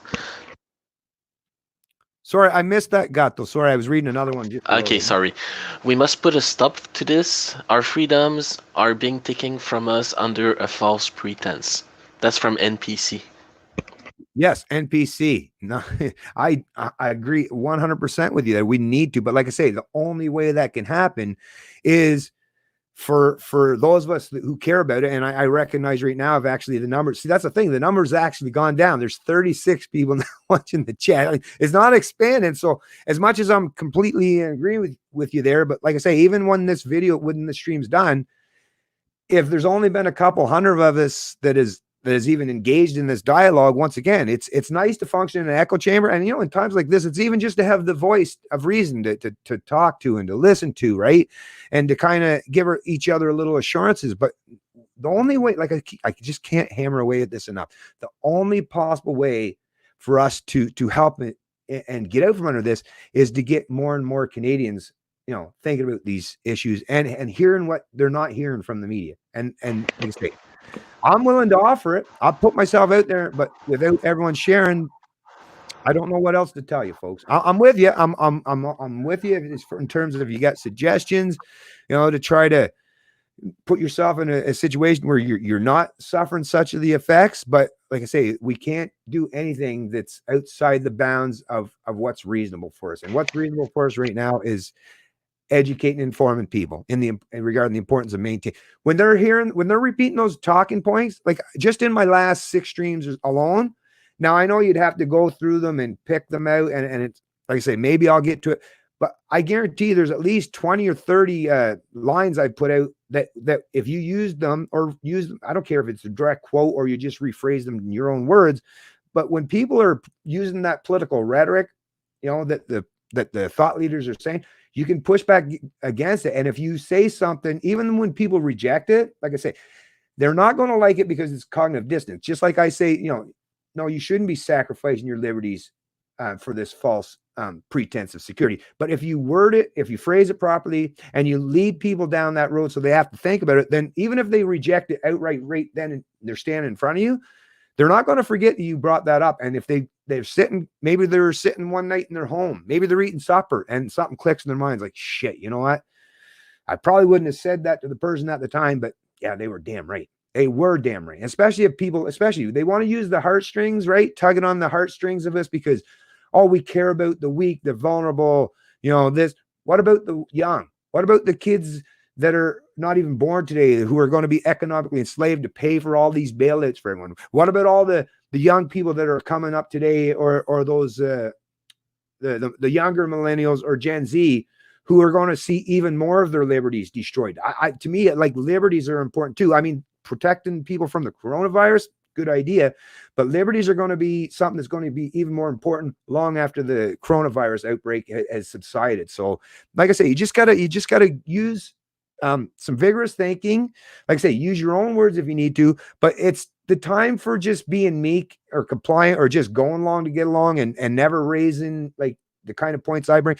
You can't just, if your neighbor is saying that we need government to do this, you might want to be like, fuck, I've been a neighbor for 10 years with this person. I don't want to rock the boat. I don't want to be enemies with my neighbor. While your neighbor is advocating, for you being, losing your liberties. So if you're now, whether they're doing it because they're just ignorant or ill-informed or they're evil, well, the best way to find out which one it is push back against what they're saying, say, no, I care about my liberties. And, you should too, right?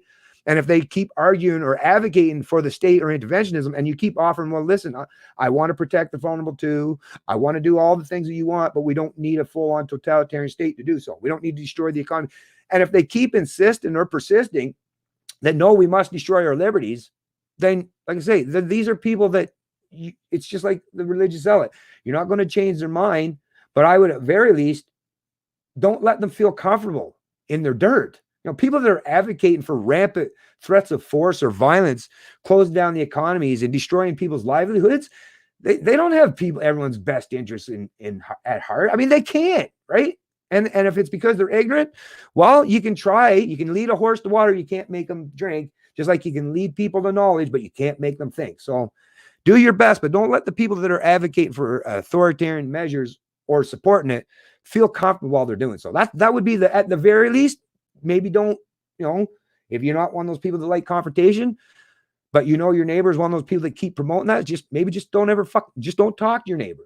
Maybe they'll get the point. Well, why are you no longer talking to me? And if they ever ask you, say, well, how come you don't? We used to talk all the time. Oh, sorry, man, but you just keep advocating for me being economically enslaved, losing my job, not being able to go out freely, not being able to go to the park if I want. Why would I want to? Sorry, I thought you were different.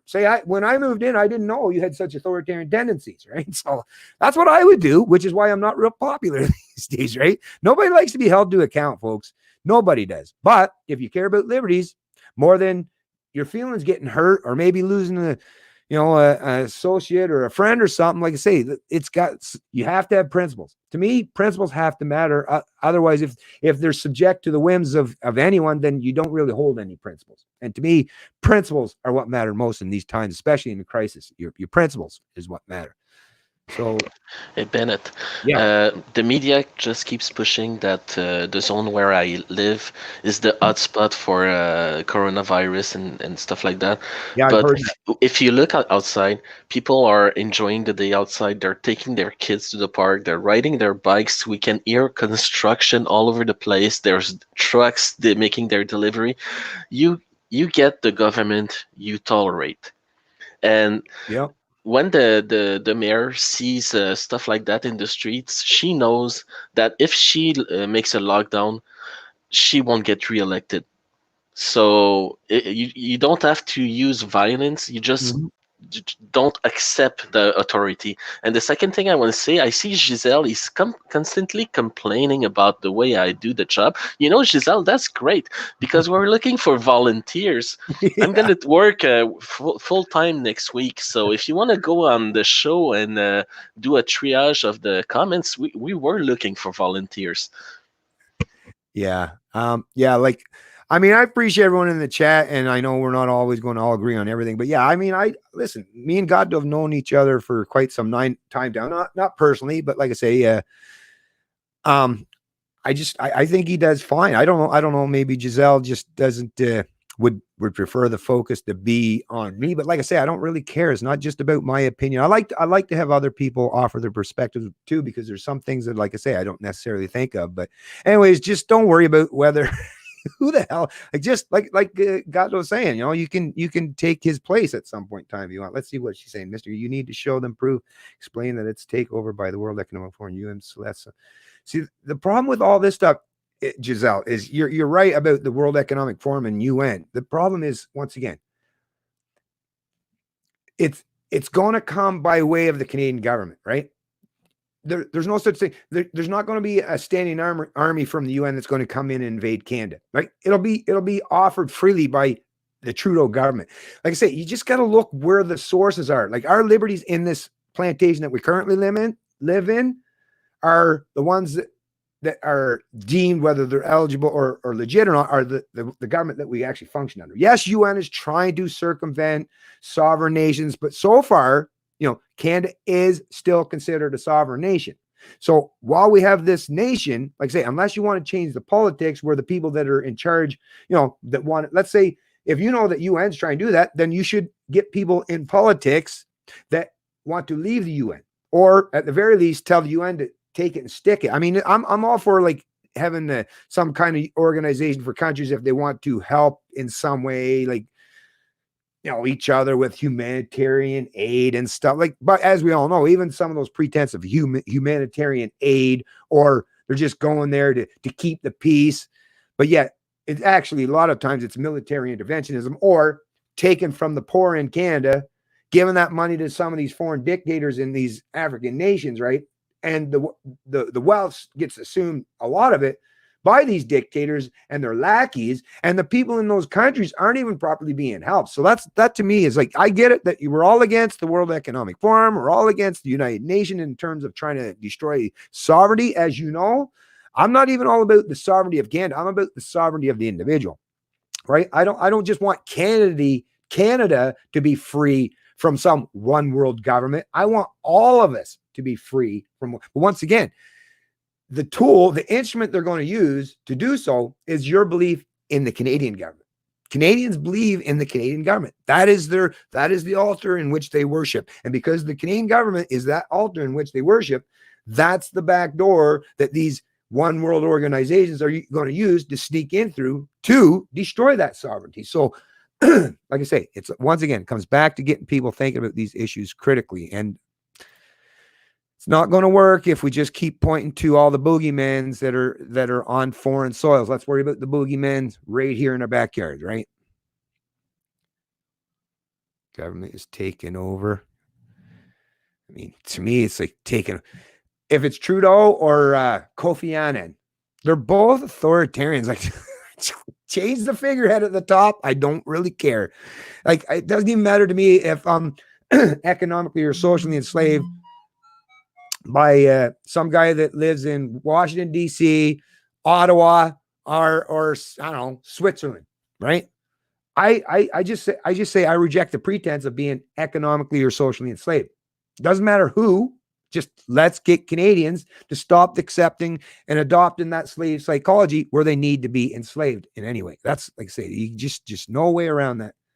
Randy, you claimed the enemy was invisible. Giselle countered back, stating otherwise. Now you claim she's must be some disagreements going on in the chat. Anyways, let's see what's going on. Tommy Gunn, want to be a free man on the land? No way that is going to happen in this country. Well, that's the thing. As soon as you even portray yourself as like a free man on the land, I don't know. They don't do it very often, but they'll find someone like that considers himself a free man or a sovereign citizen. And you see how the way they represent that on media, right?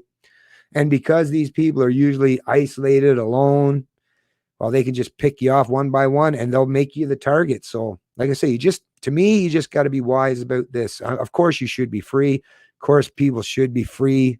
But like I say, it's your fellow citizens that allow all this to happen. If they go after the guy that just wants to be free and be the freeman of the land, well, it's your fellow Canadian citizens who are going to allow that to happen. It's the lawyers, it's those in the court system, right? It's those who run the penitentiaries or jails or prison. They'll all go along with it. They'll all go. Those in the media, they'll go along with it, right?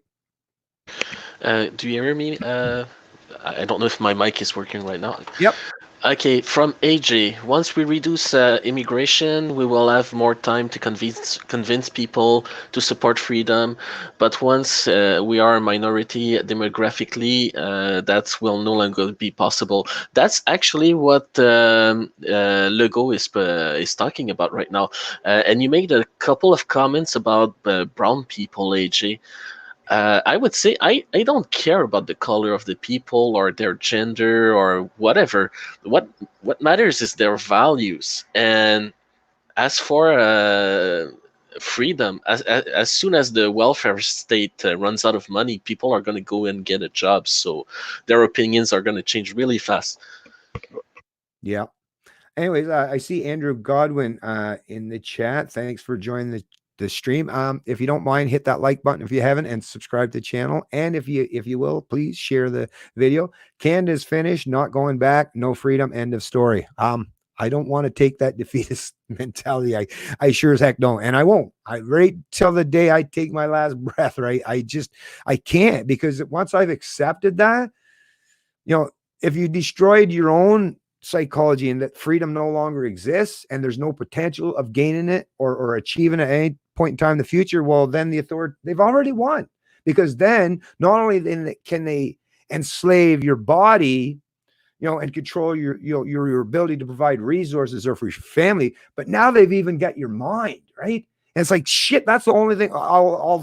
That's the thing. It's at this point in time, it might get to the point where the only thing I have left to rely on is that freedom and that liberty that rests and resides in my mind. And you know what? Just like a lot of people that have gone through a lot of traumatic experiences or situations, or, long stints in jail or prison for nothing, because, they just happen to go against their authoritarian regime, how they survived is having some semblance of freedom in their mind. Because like I say, at least you have that form of escape from the totalitarian or the authoritarians is in your own mind. So please don't give up. Don't think that there's no way of ever going back. Guaranteed, through many times of history, I'm sure a lot of people, thought that's it. And, under way worse threat than we currently are right now. I'll even admit right now, the threats are there. They're imminent, and it could definitely happen overnight and really quickly and swiftly, depending on how, some decisions are made. But currently right now, like, we're not all like we're not under full-on martial law where the military are roaming the streets and there's fucking riots and massive gun battles or people being locked up and detained in these big centers or housed in concentration camps. So right now is the time, like, even though I will say we're still a little, well, not we, I've been at this for a while, but a lot of Canadians are still a little late to the table, but it's definitely not give up time. Is not the white flag and not time to put the hands up yet. No friggin' way. It's still possible.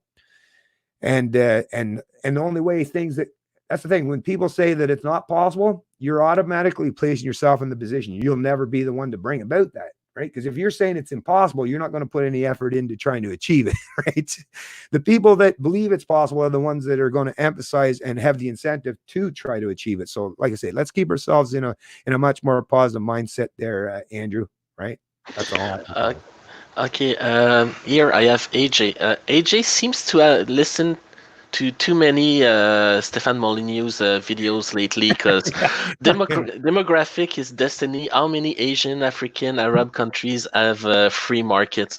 So yeah, you're making a lot of arguments about we need the white babies. You know, no, capitalism is something from the West. The rest of the world, we tried to export it a few times. Yes, there's you don't have a free market in Asia, Africa, and the Arab countries. Well, you have communism and you have monarchies in those countries, but it's not linked to their skin color. no, no. That's the thing. Like I've even said this with not why. I mean, we've talked about this, not just AJ, but others as well. Is look at the very people that are trying to destroy and bring down your liberties in Canada today, right? They're people that share the same skin color, have lots of that share that same history. And I tried to have this discussion with, like, during the whole PPC thing with lots of people, and I felt it. Like, I would get attacked all the time or insulted or derided for daring to say that, yeah, to me, it's not about the color of your skin, where you come from. I mean, a lot of these people that come from foreign countries that, that aren't European old stock or whatever, they come to this country because they realize that, well, these were places that had more freedoms and liberties than maybe where they're from. So, whether they're Chinese or Pakistani or Indian or from Somalia or Syria or any of these countries, as long as, like I say, to me, as long as, now I will admit, because the government is making the wrong incentive structure for the people that are wanting to come or gravitate to Canada now because of the massive welfare state and the constant wealth redistribution. Like, they have incentivized some bad actors and some bad habits and some bad behaviors and people being very opportunistic. And I'm completely 100% with you on board on that. And I do recognize that a lot of people flowing across the border are people that are coming from some of those, those countries in Africa or the Middle East. But once again, it's illegal border. I mean, that's already illegal anyways, right? I'm already against that. But people that are coming to this country legally, I don't care what, if they're coming because they at least believe that Canada's free, even though once they get here, I'm sure eventually they'll realize, like, what? Actually, some of them that have come here already are like, I actually got people, I don't know, maybe even Jerome Wong here, but a few people that have even commented on my channel that I could tell, well, I assume based on their last name that they were, maybe from Asian descent or somewhere, that they're saying, I came to this country because I wanted to experience those liberties that I didn't have in the country of my country of origin. I get here, I've been here for a few years, like, oh crap, you sold me a bill of goods. They don't exist anything like, well, in recent years, right? Maybe, maybe decades ago or stuff. But so, yeah, like Gato's saying, and like I say, I don't think AJ's a bad guy by any stretch. And out of all the people that I used to chat, I think AJ's pretty good. But I know it sounds counterintuitive, and I know that in-group preference can be strong, but to me, you kind of do got to put that a little bit to the wayside and just think it's the ideas that matter, right? If my neighbor, I don't care, like I say, they could be blacker in the ace of spades. I don't care if they care about liberty. We're good to go. We're good. And that's the other thing too. Even if maybe you're someone that does have your own in-group preference, which I wouldn't even say there's nothing inherently wrong for you even having an in-group preference. Like, as long as you're not causing harm to other people that, that you don't share that preference for, right? I mean, you might have a neighbor that you don't like because they're skin. Well, it's freedom of association, right? You don't have to wave goodbye to your neighbor. Just don't do anything against the person that you wouldn't want done against you. I guess that's my mentality. But yeah, I want more and more Canadians. I don't care what their skin color is. I just want more and more Canadians that respect my liberties and will respect their own, because that way I can rest my head a little better at night knowing there's more and more of those people, regardless of their skin color. I see a lot of people in the chat, especially Chris B, that are talking about the Constitution being thrown in the trash and we're losing our freedom. That seems to be the main topic right now in the comment section. Mm. I was trying to read. Sorry, I was trying to read that because I had his comment brought up, and then I must have forgot. And he was talking about the financial relief we're sending into other countries. I don't know how we can afford to send financial relief right now since we don't have an economy. Yeah, really, right? So crazy. But anyways, so Jerome Wong, principles. Well said. Standing up for something is better than standing up for nothing. Yeah. You either stand for something or you'll fall for anything, right? You have to have principles, and principles have to matter. And the minute, just like when people say, I keep hearing it seems to be the theme, which is it's the media mouthpiece is giving them these talking points is, well, no, it's the times like this. This is when we have to suppress our liberties for the greater good. But they never, like, all it takes is just, what do you mean the greater good, right? You're talking about the greater society, right? But don't you think the greater society benefits as a consequence of those liberties? Like, to me, that just sounds like the most insane logic ever. Is we need to destroy our liberties for the sake of the betterment of society. Well, the reason why societies are better than other places that none of you people would ever want to go to. That's the thing. You're allowing your thought leaders to instill so much fear that you're telling them to do the same kind of things that authoritarians do.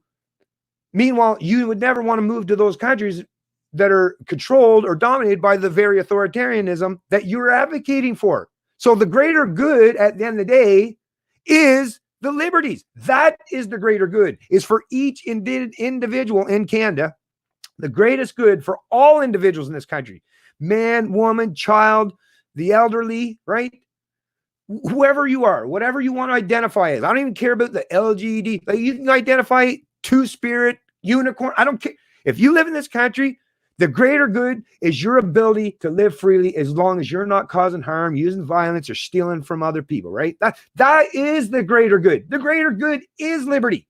And that's the very pretense of what these Western democracies were built and based upon. So stop making the excuse that the false sense of security is the greater good. Because that's, like I said, the coronavirus will unfold and the evidence will come to light that you all see. No matter what the governments do, the coronavirus isn't going away. The genie's not going back in the bottle. They're not going to prevent it. No matter what they do, no matter how many freedoms, no matter how many liberties they destroy, you're not going to prevent this virus from spreading in some way. Like I say, do I agree that we should do whatever we can within our voluntary means and using, reasonableness, the distancing and not going out needlessly if you don't have to? And like, should we just be responsible adults? Yes. But to me, once again, and I'll say it last time, we can move on, is the greater good is the individual liberties that so many people in the past fought and died for, that so many people are sitting upon now. The fact that you have the ability to even come on here and do it and interact and engage with me is because there is still some semblance of liberties left. Let's keep them. Okay, from Giselle. They're still completely brainwashed by CBC, CTV, mainstream media, and can't even imagine that their government could abuse or lie to them. Well, Giselle, I would say that the Gen Xers with both parents at work, they were pretty much raised by TV. So TV is like a parent to them. So usually you trust what your parents tell you. Mm-hmm. Well said, Gato, for sure. So Jerome Wong, no problem.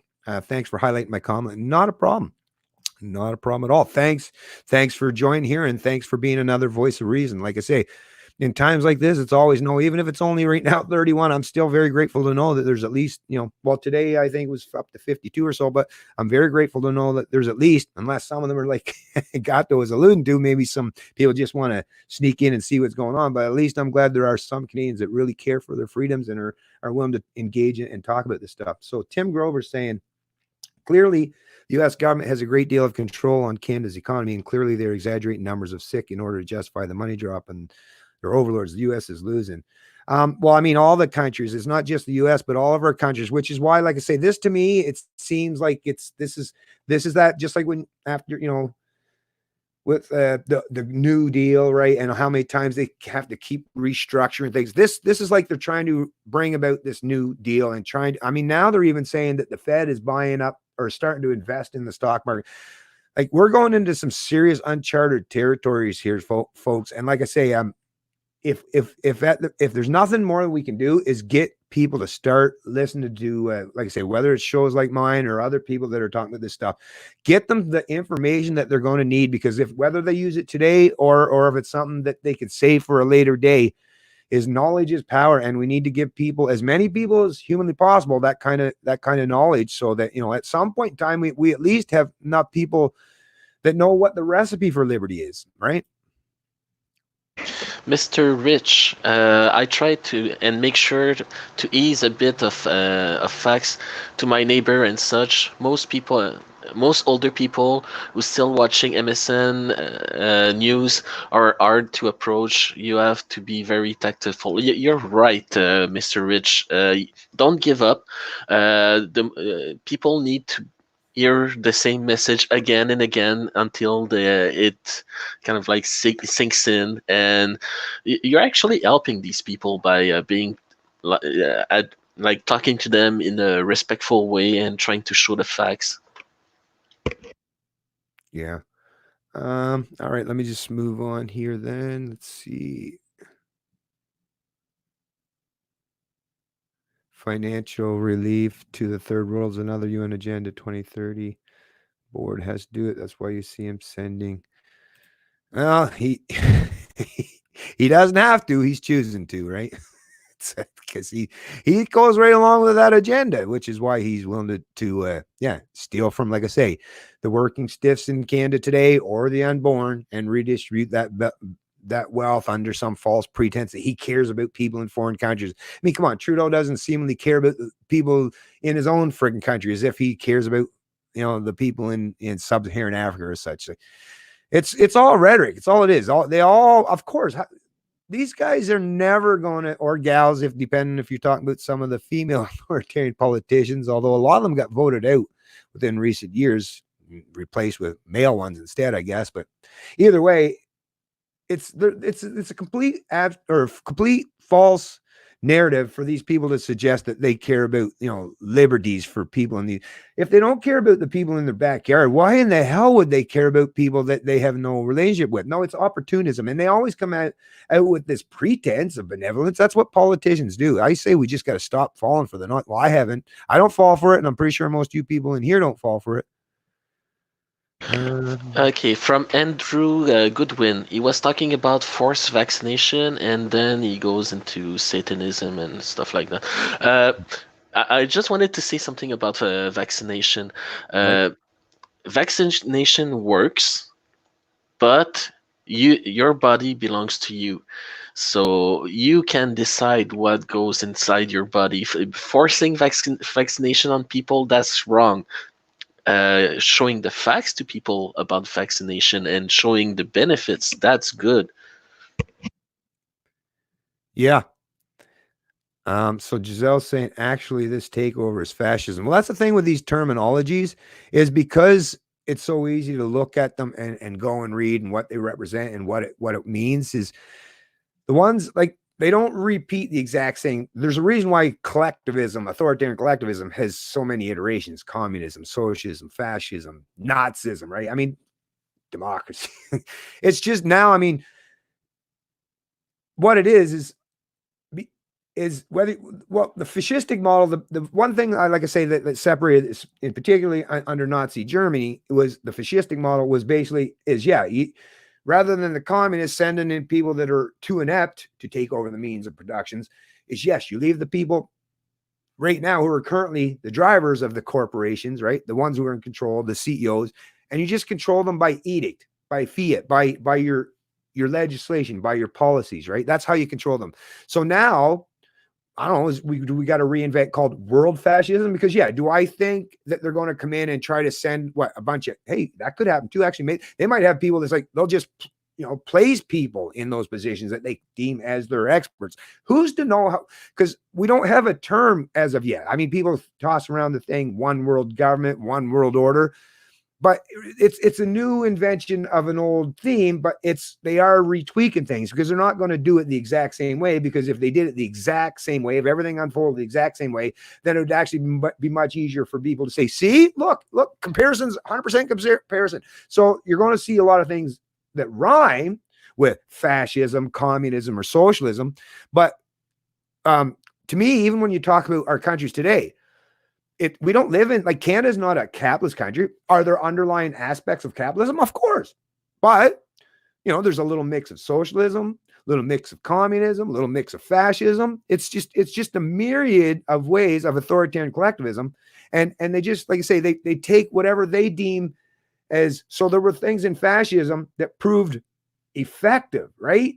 For the fascists. So they like, oh, if that worked for them, well, let's adopt that here. Just like there were some things that the communists did were effective in some way, especially if you want to implement authoritarian collectivism. So they're just picking from it. Now, it's a mixed system, or some people call it the third way.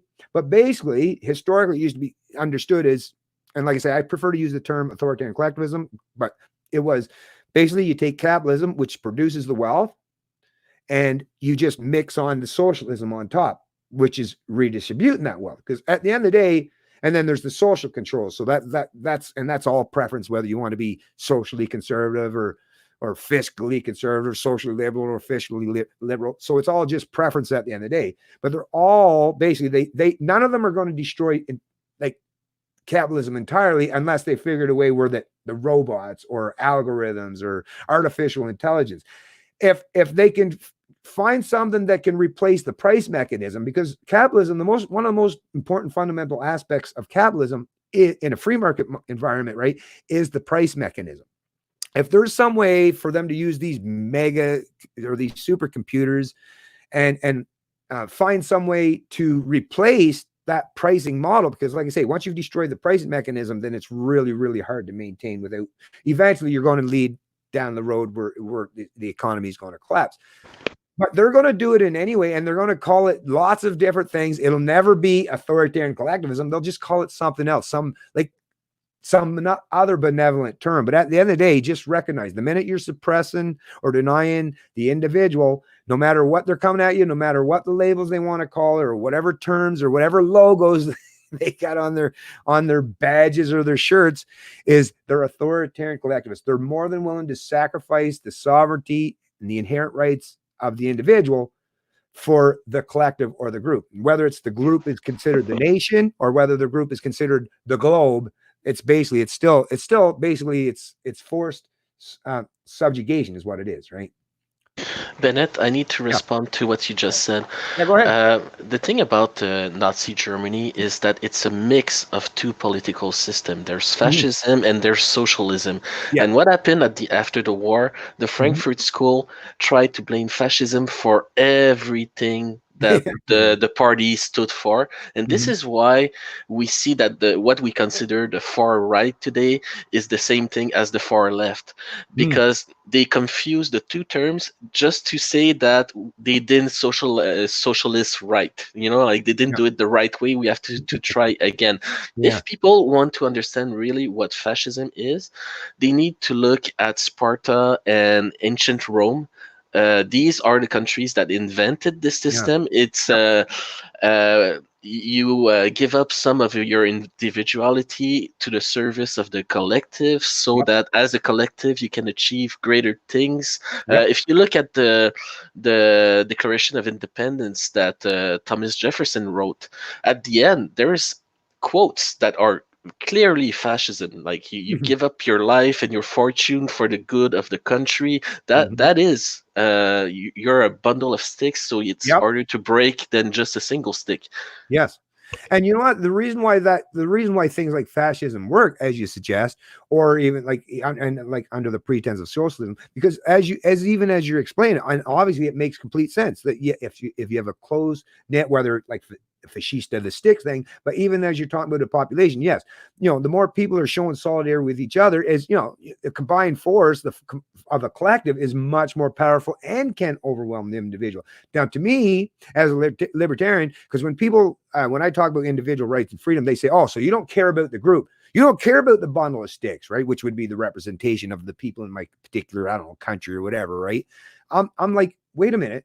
We can still, we don't have to use the Spartan methodology or the Roman methodology. No, we can still come together. That's what we're doing today. We're coming together, and more of us would create that bundle of sticks. It's just that I don't need to force anyone, nor would I suggest that by us joining together to fight for liberty, that we're sacrificing anything. I don't want to sacrifice, and I don't want you. I mean, if we're going to sacrifice, it's for liberty. So we're not going to bring about liberty by sacrificing. What it is that's just to get people in that psychology. It's slave psychology. All of these ideologies are to remove your individual mind and think that if you just do what we say, you're going to benefit. Yeah, you might lose a little bit of freedoms now, but watch. Just on the other side of that hill is our paradise, is our utopia. It's the collective paradise, whether it's socialism, communism, fascism, is just join together now. Sacrifice your rights, but don't worry, we're going to come out on the other side way better off, and we'll all do better as a consequence of the result. But it's never ever panned out that way. It's never panned out that way, because once people get in the mindset or are willing to accept the destruction or giving up their liberties, then authoritarians, no matter which one's lobbed off, you could get rid of Hitler, but if the people are still in the mindset of sacrificing their liberties, any tin pot dictator can come along and do the exact same thing, which is what you see today, which is why when I look at today, after World War II, the Western allies, because these were opportunists too, right? They don't think for 1 minute that even though they were fighting against the particular form of fascism under the Nazi regime, but a lot of them, I mean, they even brought a lot of those scientists, right, over to our countries, but they just realized that, oh boy, there was some really effective policies that Hitler put in place. Let's try adopting them into, rather than in Canada taking over the means of production. I would definitely say the model of just using corporatism or the pretense that the corporate is still, there's still property rights, but let's just control them by a different means. So yes, they've adopted a lot of these things in our countries, but they've done it in such a manner, and because they understand the power of propaganda. Once you've laid the cover of propaganda and you have the media, laying cover for that, well, then all those underlying policies can be implemented, but not all at once, right? It's just a little bit here, a little bit there, till eventually you end up in a country today where you believe that you live in this free society and it's all on it's a capitalist society. But in reality, it doesn't take much thinking to ask yourself, okay, what is freedom? What is laissez-faire capitalism? It means government there is no interventionism into the economy from government when you're talking about laissez-faire or free market capitalism. It means capitalism is all voluntary. It's all businesses. It's everything's done voluntary without using force or violence. It's contractual. That's not how it happens today. The government still dictates and controls what corporations are, who they're allowed to trade with, what they're allowed to trade, what price. There's price floors, there's price ceilings. There's just a myriad of ways that government intervenes in the economy. So we're constantly, a lot of Canadians today, and I even find myself still making the mistake of referring to Canada or the US as free market. But like I say, there's some tiny bit of semblance. There's a little bit of a residual left. Mostly it's been destroyed, but there's a little bit left, especially in the people in the corporate world's minds, that they believe there's their freedom. Because like I say, once you've destroyed any semblance of freedom, then, because no one has ever been able to bring about a full-on socialist or full-on communist or full-on fascistic model. They all require and need the people that are producers in society, the capitalists. Without the capitalists, none of the authoritarian collectivists are ever going to benefit themselves. And that, at the end of the day, that's what they're all in it for. It's not because they're benevolent. They're in it for themselves or those that are part of their tribe, right? Sorry, a little bit of a long rant there, I know. Okay, I got Galactic One that's right on the money right now. He says a government can only do what the people allow it to do. Yep. It's true. But when we use that term people, here's the problem in a democracy, right? That is a completely true statement.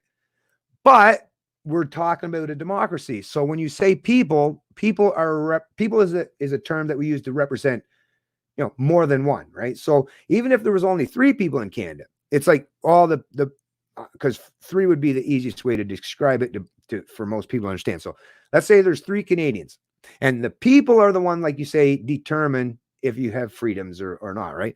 Well, what if two say, I want to destroy the other guy's freedom? There's only one of that guy. There's two of us. I love me some socialized healthcare, or I love me some socialism, or I love some of these big government programs. Well, hey, if two of us vote against the one in a majority, which is what democracy is, and Canada's even worse because you don't even need 50+1. You could have even a minority, a plurality in terms of the actual majority numbers, right? But in a democracy, it's two wolves and a sheep voting on what's for dinner. That's what a democracy is. So when you say the people, there is no such thing as the people. That's actually now, because the founding fathers, like, it's so emphasized in the documents, even the Constitution, is we the people. Sounds great in theory, and it does get you right here, like, feels good because it's that, it's like, yeah, we're all part of a family, but there is no such thing as we the people, because not everybody agrees on everything. And you'll never find that, even if you put three, like I say, even three people together, just three people that, even three libertarians a lot of times, right, might disagree on something. And these are people that, really, really understand liberty more than most. But you could even put three libertarians in a room and you'll find somewhere where they'll have a disagreement. So it's a false pretense of we the people. There is no such thing as we the people. It's individuals. Now, there's a whole bunch of us individuals that, if you look at it from like a helicopter, it looks like a group of people, but within that group of people, a lot of people that disagree with each other. So I know it's destroys things and I know people get mad at me all the time. Wow, damn, you're destroying all those beautiful things that I built up in my mind. These meta stories that they sound good. Like I say, they sound good, but that's the only way you understand what liberty means, is you got to break free from those old paradigms that's been jammed in your head to think that there is such thing as we the people. There's no such thing as we the people. It's some people against some people. Certain individuals. I like Ayn Rand's quote that to me is the best, because people constantly talk is in a democracy. Well, yeah, of course we got to protect. Yeah, we know we live in a majority rule and democracy, but we got to protect the individuals. That's what the whole point of the Charter of Rights, right? Is we're supposed to. But if you think about it, like what she said, is the individual is literally the smallest minority on the planet. But every time you talk to people that are all fans of democracy or care about liberties or freedoms, is the minute you say, well, what about the individual? What about individual rights? Screw the individual. You're supposed to, right? It's like, what the hell? Well, then if you don't care about the liberties of the individual, then you don't care about liberties at all, because we're all individuals. That's the thing. Everyone likes to think, oh, I don't care about that individual because I don't agree with that individual. So yeah, you can squash that individual's rights.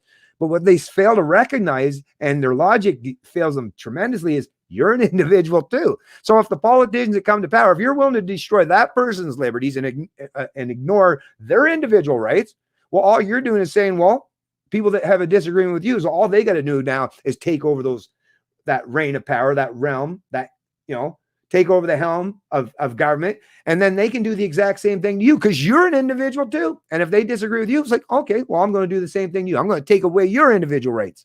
So to me, even the people that claim to be all fans of democracy or claim that they care about the minority groups or any of these subsections of people that want to play the identity politics like LGBT or all this, like, if you care about any of those people, how you protect every one of those people from authoritarianism is acknowledging that they're all individuals. Without individual rights, there's no such thing as rights. Okay, I got Giselle Etu. She seems to be losing her shit about the New World Order, and I think she feels like she's not being heard. So I'm gonna give her the privilege of being heard right now. The UN is taking over, Bennett. Sorry, you don't want to see it. Yeah, well, it's not that I don't see it, like I say, but how could the UN ever take over if the Canadian people thought it was okay, right?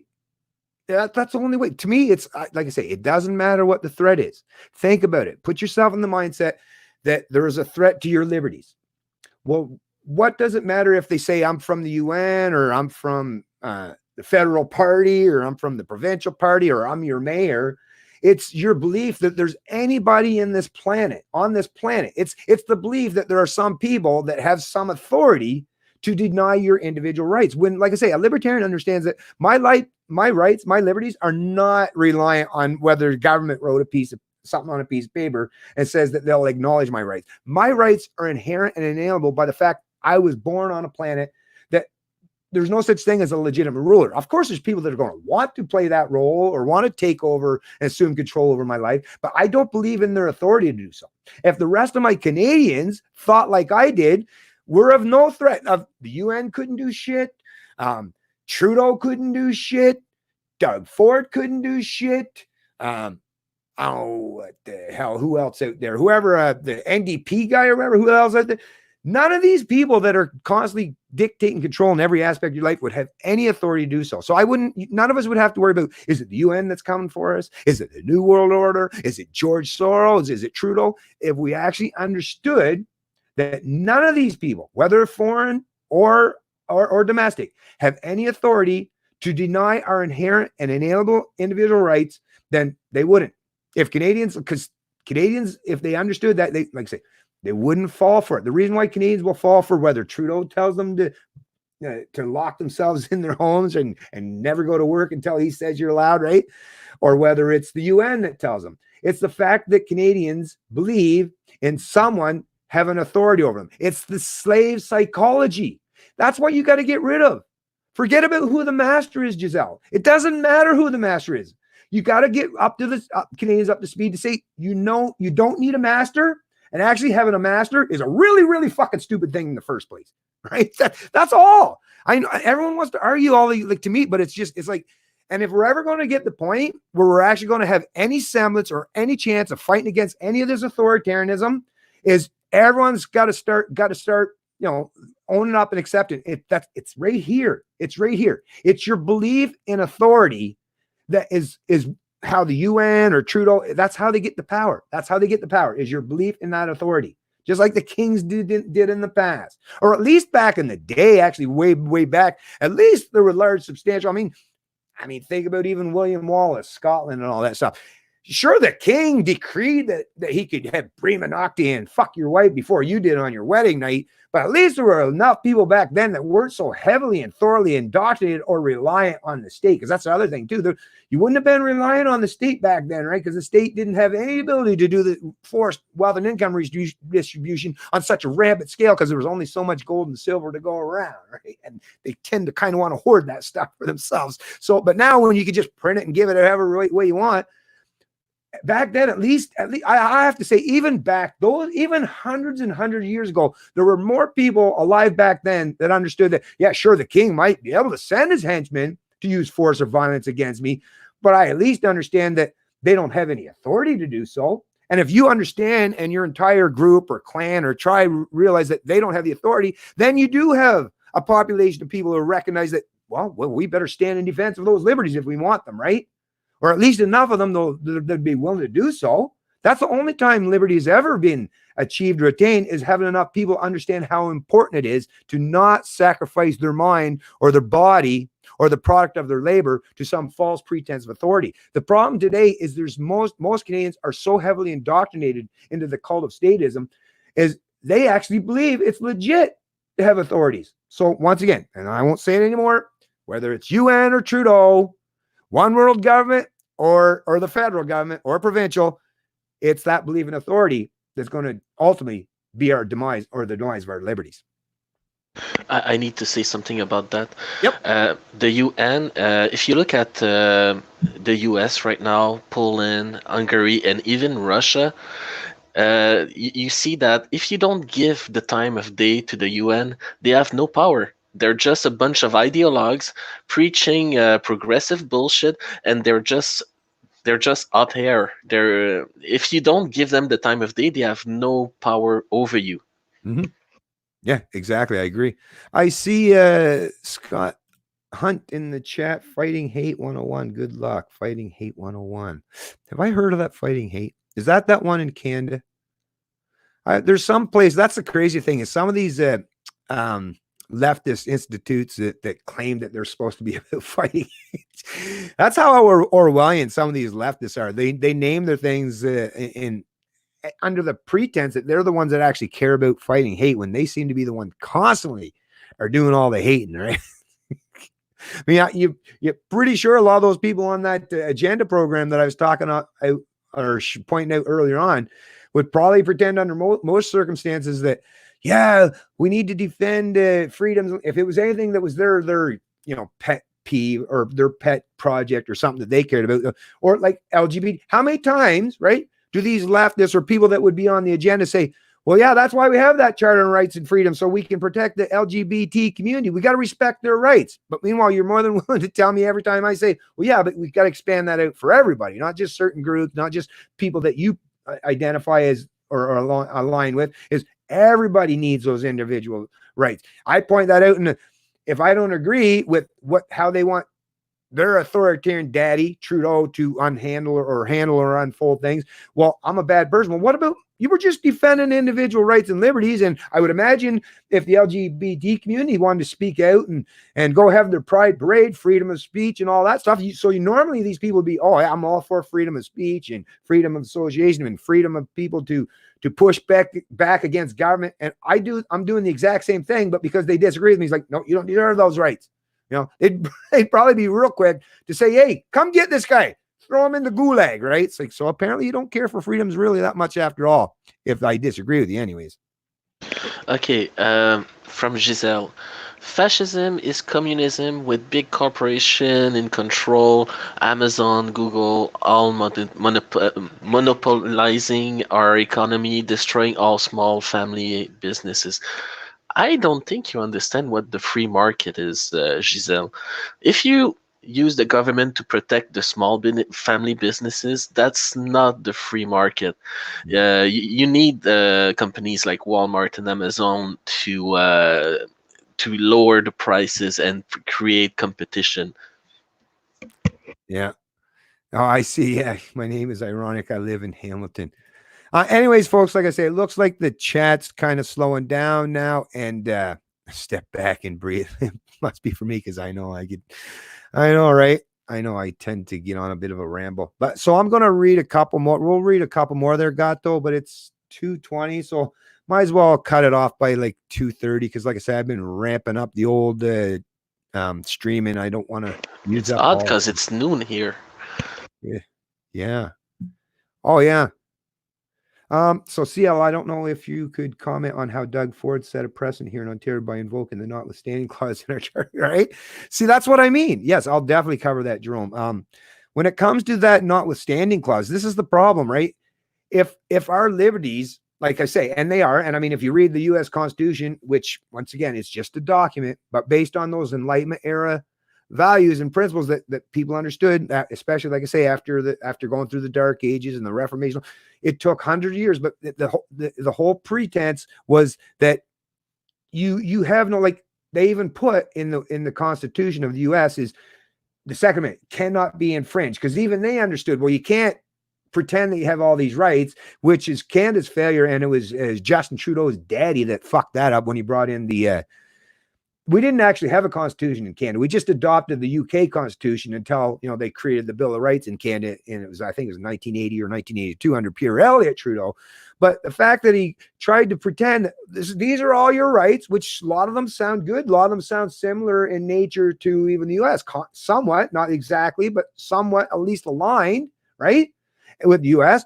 But after they wrote all these lines and lines and lines of these are all your rights, then they left, like you're suggesting, whether it's the provincial governments or the federal governments, it's written in there that, but we can override them anytime we want because we got this thing called the notwithstanding clause. Like, what, right? So if you have the ability to override my inherent and inalienable rights, then you're already acknowledging that that you're suggesting they're not inherent or inalienable. They're privileges, because if you can take something away, it's not an inherent or inalienable right. It's someone that's pretending that they've given you a privilege and that they can revoke that privilege. I mean, come on, you can't revoke something if it's a right. If you can revoke it, it's a privilege. So even the very pretense of the document in Canada that people constantly clamor for and talk about and how important it is to protect the charter rights, once again, it all rests and rely on every government coming to power not invoking that withstanding clause. And the fact that it rarely ever gets invoked where they have that notwithstanding clause is not the fact that the governments are restraining themselves. I'll tell you, the reason why most of the time in Canada, the governments never have to invoke the notwithstanding clause is because most Canadians are so conformist and so complacent and so well indoctrinated that they'll do whatever their political masters tell them anyway, because their media mouthpieces and their experts keep them in that constant slave-like psychology. So to them, it's like, well, we don't even really have to use this notwithstanding clause because they just do whatever we tell them anyways, right? The minute you find where authoritarianism, how much it exists in this country, like I say, wait till they get really impatient and start locking things down. And now, like I say, they're even threatening people that are going to the beach or the park. That's when you know, like, really? Did I really do something so bad, so evil because I wanted to go to the park? No, there's that authoritarian mindset creeping in, right? So anyways, yeah. So wait, I need to answer something. Rainy Step says, Gato, how do the average people on the street in Quebec feel about all the illegal migrants coming into the province? And I need to answer that question. Yeah. We are not exposed to these migrants. Legault set a migration limit in Quebec, so the government cannot exceed that limit. What they do is they send them into the Olympic Stadium, and then they deport them to the west. If you don't like that, you can ask your provincial minister to set a limit to in the province that you're in, and he's not gonna take the shit from Trudeau, and you won't be imposed all these migrants. So it's on you. If you don't want these migrants, you have to do something about it. We did something about it in Quebec. Well, they're still coming across, right? Well, I mean, I don't know if they are yes, now. but they're sent to Toronto right after. Oh yeah. Yeah, I know, right? It's like, yeah, we'll process them. But even that alone is just keeping a lot of these people, like, I mean, come on, it gave a lot of bureaucracy for not, of course, they it's wise of Quebec, to ship them off somewhere else so they're not so much of a burden. Because a lot of them are, I mean, even CBC and these places have had to report that, what was it? It's hard to quote the statistics if they're not right in front of me, because I don't like to get things incorrect. But there's a substantial portion of the people that are coming to this country who are ended up years after still on the government dole and still, like, I have no problem with helping people. But like I say, when you consider, to me, that when people say, oh, we got to help these strangers, like, well, first of all, do you not recognize that this country is already massively indebted, not just federally, but provincially? I mean, that's like, just use your own example as your household. You would want to help a lot of people, I'm sure, if you're a compassionate person, right? But if you only got so much, if your paycheck is only so much, I mean, as much as you would probably love to help a lot of people, well, you're restricted and confined to what you earn. The difference with governments is they think that they can constantly keep spending, the productivity to the future labor of the unborn. So it's like, okay, you care about those immigrants, which, I'm glad to know that you're a compassionate person, but where's the passion for the fucking kids that are going to be born to pay for all this shit, right? Like, what about those? Why don't you have the same kind of care and compassion for that? In reality, if you point that out to them, they might think, oh yeah, that kind of makes sense. Actually, what it is so many Canadians, like, it's like they go to church, but instead of their church having a steeple and stained glass windows, is they watch these people on the news, and they're called news. They're called CBC pundits or experts, and they're watching. They don't wear the cloth, but people still have the same kind of reverence for these people because they're told that they're the ones that have the opinions that matter. So I must subject my own mind, my own opinion, my own whims to them. That's the problem with Canadians, that they're not thinking critically about this, because if you even just point out even little bits of what I'm saying today, you destroy all of their narratives, because nothing what they're saying is logically, morally, or even legally consistent, because they're picking winners or losers, because some people are going to have to pay. There's no such thing. Nothing is free. So somebody's paying for the immigrants. Somebody's paying for the Canadians alive today. That's even without just pointing out the immigrants pouring across the border. There's plenty of Canadians already here today that maybe born and raised in this country. I know, even in my own community, there's people that have lived this country their whole lives and are just as big of parasites as some of the immigrants that are coming across the border. So to me, it doesn't matter who it is. It's that I'm against forced wealth and income redistribution, no matter who it's being redistributed to, right? Sorry, I want to read this. Don Hicks. That's why the U.S. was founded as a republic with the Constitution and a Bill of Rights. The founders did not want a democracy. And you know what? It lasted pretty good, right? They got a couple 100-year run out of it. And I will say, obviously, Don Hicks, that the republic form of things would probably be a little bit better. Well, I would say it's not just the form, and you're right, not a democracy where people they use just blatant majority or mob rule, right? There is different kind of rules, but even the Constitution of the U.S., as we see now today, I mean, it's very clear for you and I to read, and it says, man, there should be. But you can see that even though the document says that you're supposed to have all these inherent liberties and rights, governments are infringing on them on a continuing ongoing basis, and they've been doing so for decades. I mean, the Federal Reserve, right? I mean, theft in the Republic, like you're not allowed to steal from people, but that's what they do. And the Federal Reserve is not just stealing from the people alive today, but they're economically enslaving like future generations.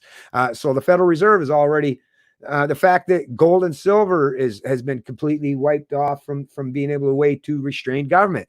Yeah, gun rights. I mean, some states, if you go down the U.S., the Constitution says the same thing. It's a federal Constitution, but each state, you go to each state, and they've interpreted that same Constitution to be different in each state. Now, one thing I will admit about the states, because there are 48 states, at least you have the ability and that document where some of them hold themselves closer to it. So like places like Texas. So at least you have much more competition in the U.S. in terms of how they are or how closely they align to their Constitution or the Bill of Rights. But even that document, as well as it was drafted and as clear as it is constantly being eroded or ignored, basically, by sheer fact that political edict now rules the day, because people no longer believe in the Constitution. That's the thing. If the American people still placed in most of their faith in the Constitution, then the Constitution would be the ultimate decider. But because people have no longer placed their faith in the ideas of the Constitution, they place their faith in the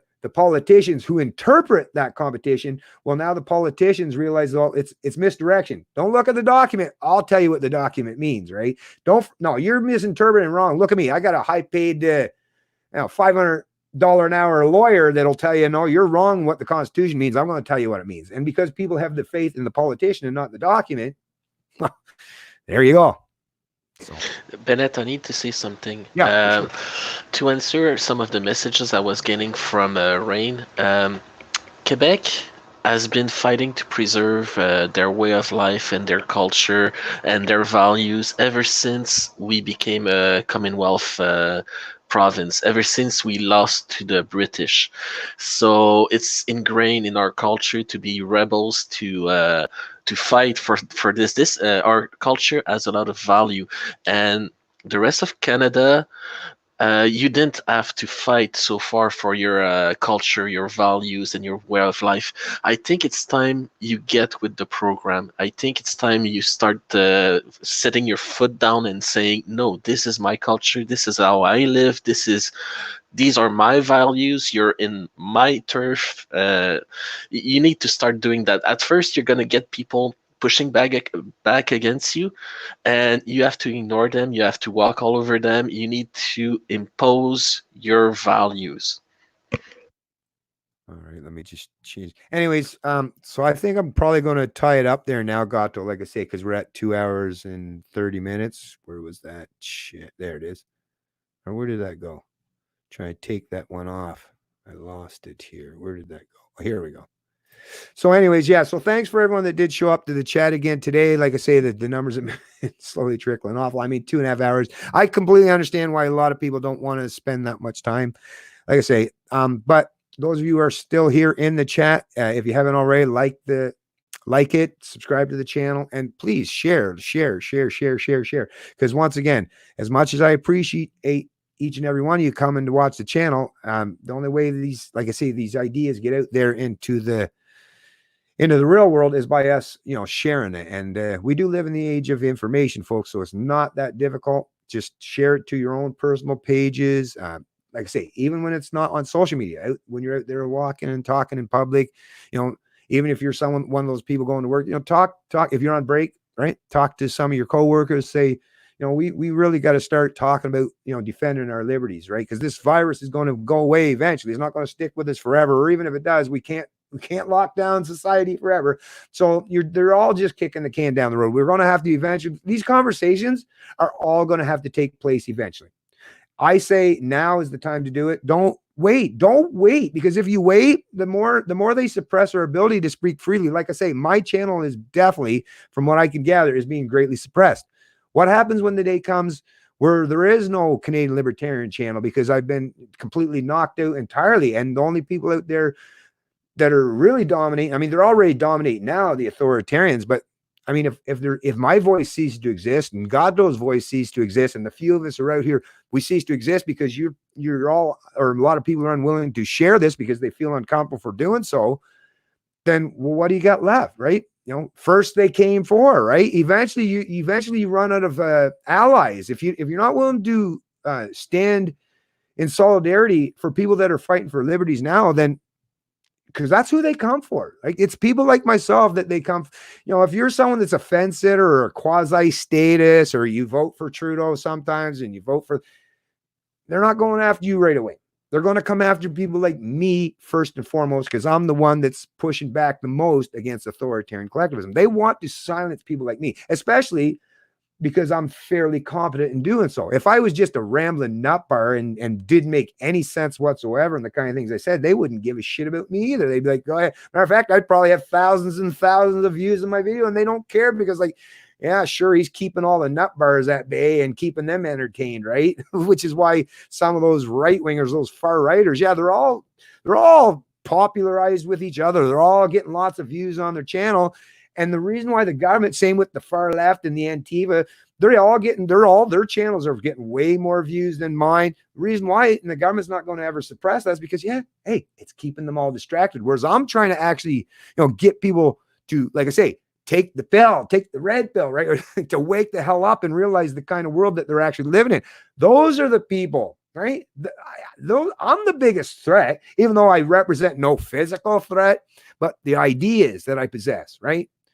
The liberties that I espouse, the truth, because that's the thing. They can try, as much as they try to tell you 2 + 2 is 5, the minute someone has said 2 + 2 is 4, and you recognize that, yeah, it is 2 + 2 is 4, that's what destroys their credibility. That's what, right, pulls back the veil and reveals that the king has no clothes, right? So, yeah, spread this stuff around. Like I say, I'm more than willing to keep doing what I got to do, but I have to tell you, folks, I'm seeing some really small returns, and actually it seems to be diminishing on a regular basis, to the point where, I don't know. Like I say, used to go thousands of views down to between 1,000 and 500 to now. Well, I mean, after that, it was like 300 to 400. Now I'm down to like 200 to 300. I mean, eventually, like, what? There's just us 19 people talking to each other. Well, how effective are we going to be then? So help me out as best you can. And Gato, thanks for coming in and helping me out with the chat. I just want to say I got a lot of hate in the chat. Giselle in private seems to be upset. I still love you guys, even if you don't like me. Starting tomorrow, I'm gonna work overtime, so somebody else could take over and volunteer and help Bennett. So if you think I did a crappy job, show me how great you are. Show me how you can help Bennett. All right. So thanks, Bennett. That was fun as always. So see you later, guys. All right. Take it easy, Gato. I really appreciate you helping out once again. All right. So let's just pull that off there. Okay. Go this way. There we go. Okay, yeah, we're good now. Okay, so yeah, like I say, thanks for everyone that showed up to the stream. Like I say, I'm going to say it one more time: like, share, subscribe. Help, like I say, help as best I can. Today I put the community post out, and maybe that is why I got a few more extra people watching. I think it went up to 52 today or so. I'll try to, like I say, I know the notification doesn't necessarily go out to everyone for some reason. I don't know, like I say, if I'm being suppressed or just people don't want to hear the truth, because like I say, could be either or, right? Or a combination of both, which it probably is. But anyways, everyone have a great day. Make sure, like I say, that you're doing what you can to keep the people that you love safe. Don't get into a panic. Don't let the authoritarians constantly trick you. And even if it's not you, especially for your kids, if your kids, are being influenced, if you have kids, if your kids are being influenced by their peers, be that voice of reason to help them, right? Because these young people are susceptible to that group, because they want to feel that sense of belonging, and the younger you are, the more you're probably willing to sacrifice your individuality to feel comfortable within the group, right? because we all like to have our friends and peers that surround us. But, you know, if you've done a decent job and you're a you know, a good leader for your children, and you want them to grow up and understand these fundamental aspects of what it is to be free, then yeah, keep dropping those seeds and planting those ideas in their ears, because like I say, even if they don't do nothing with them right now, well, once you've you know, help them in their mind so they understand these things, well, it'll carry through them for the rest of their lives, and hopefully we'll all benefit as a result. So everyone have a great day. Not sure when I'll do the next stream, but it probably won't be too long because stuff keeps unfolding daily. So have a good one. It's Canadian Libertarian, and I love liberty.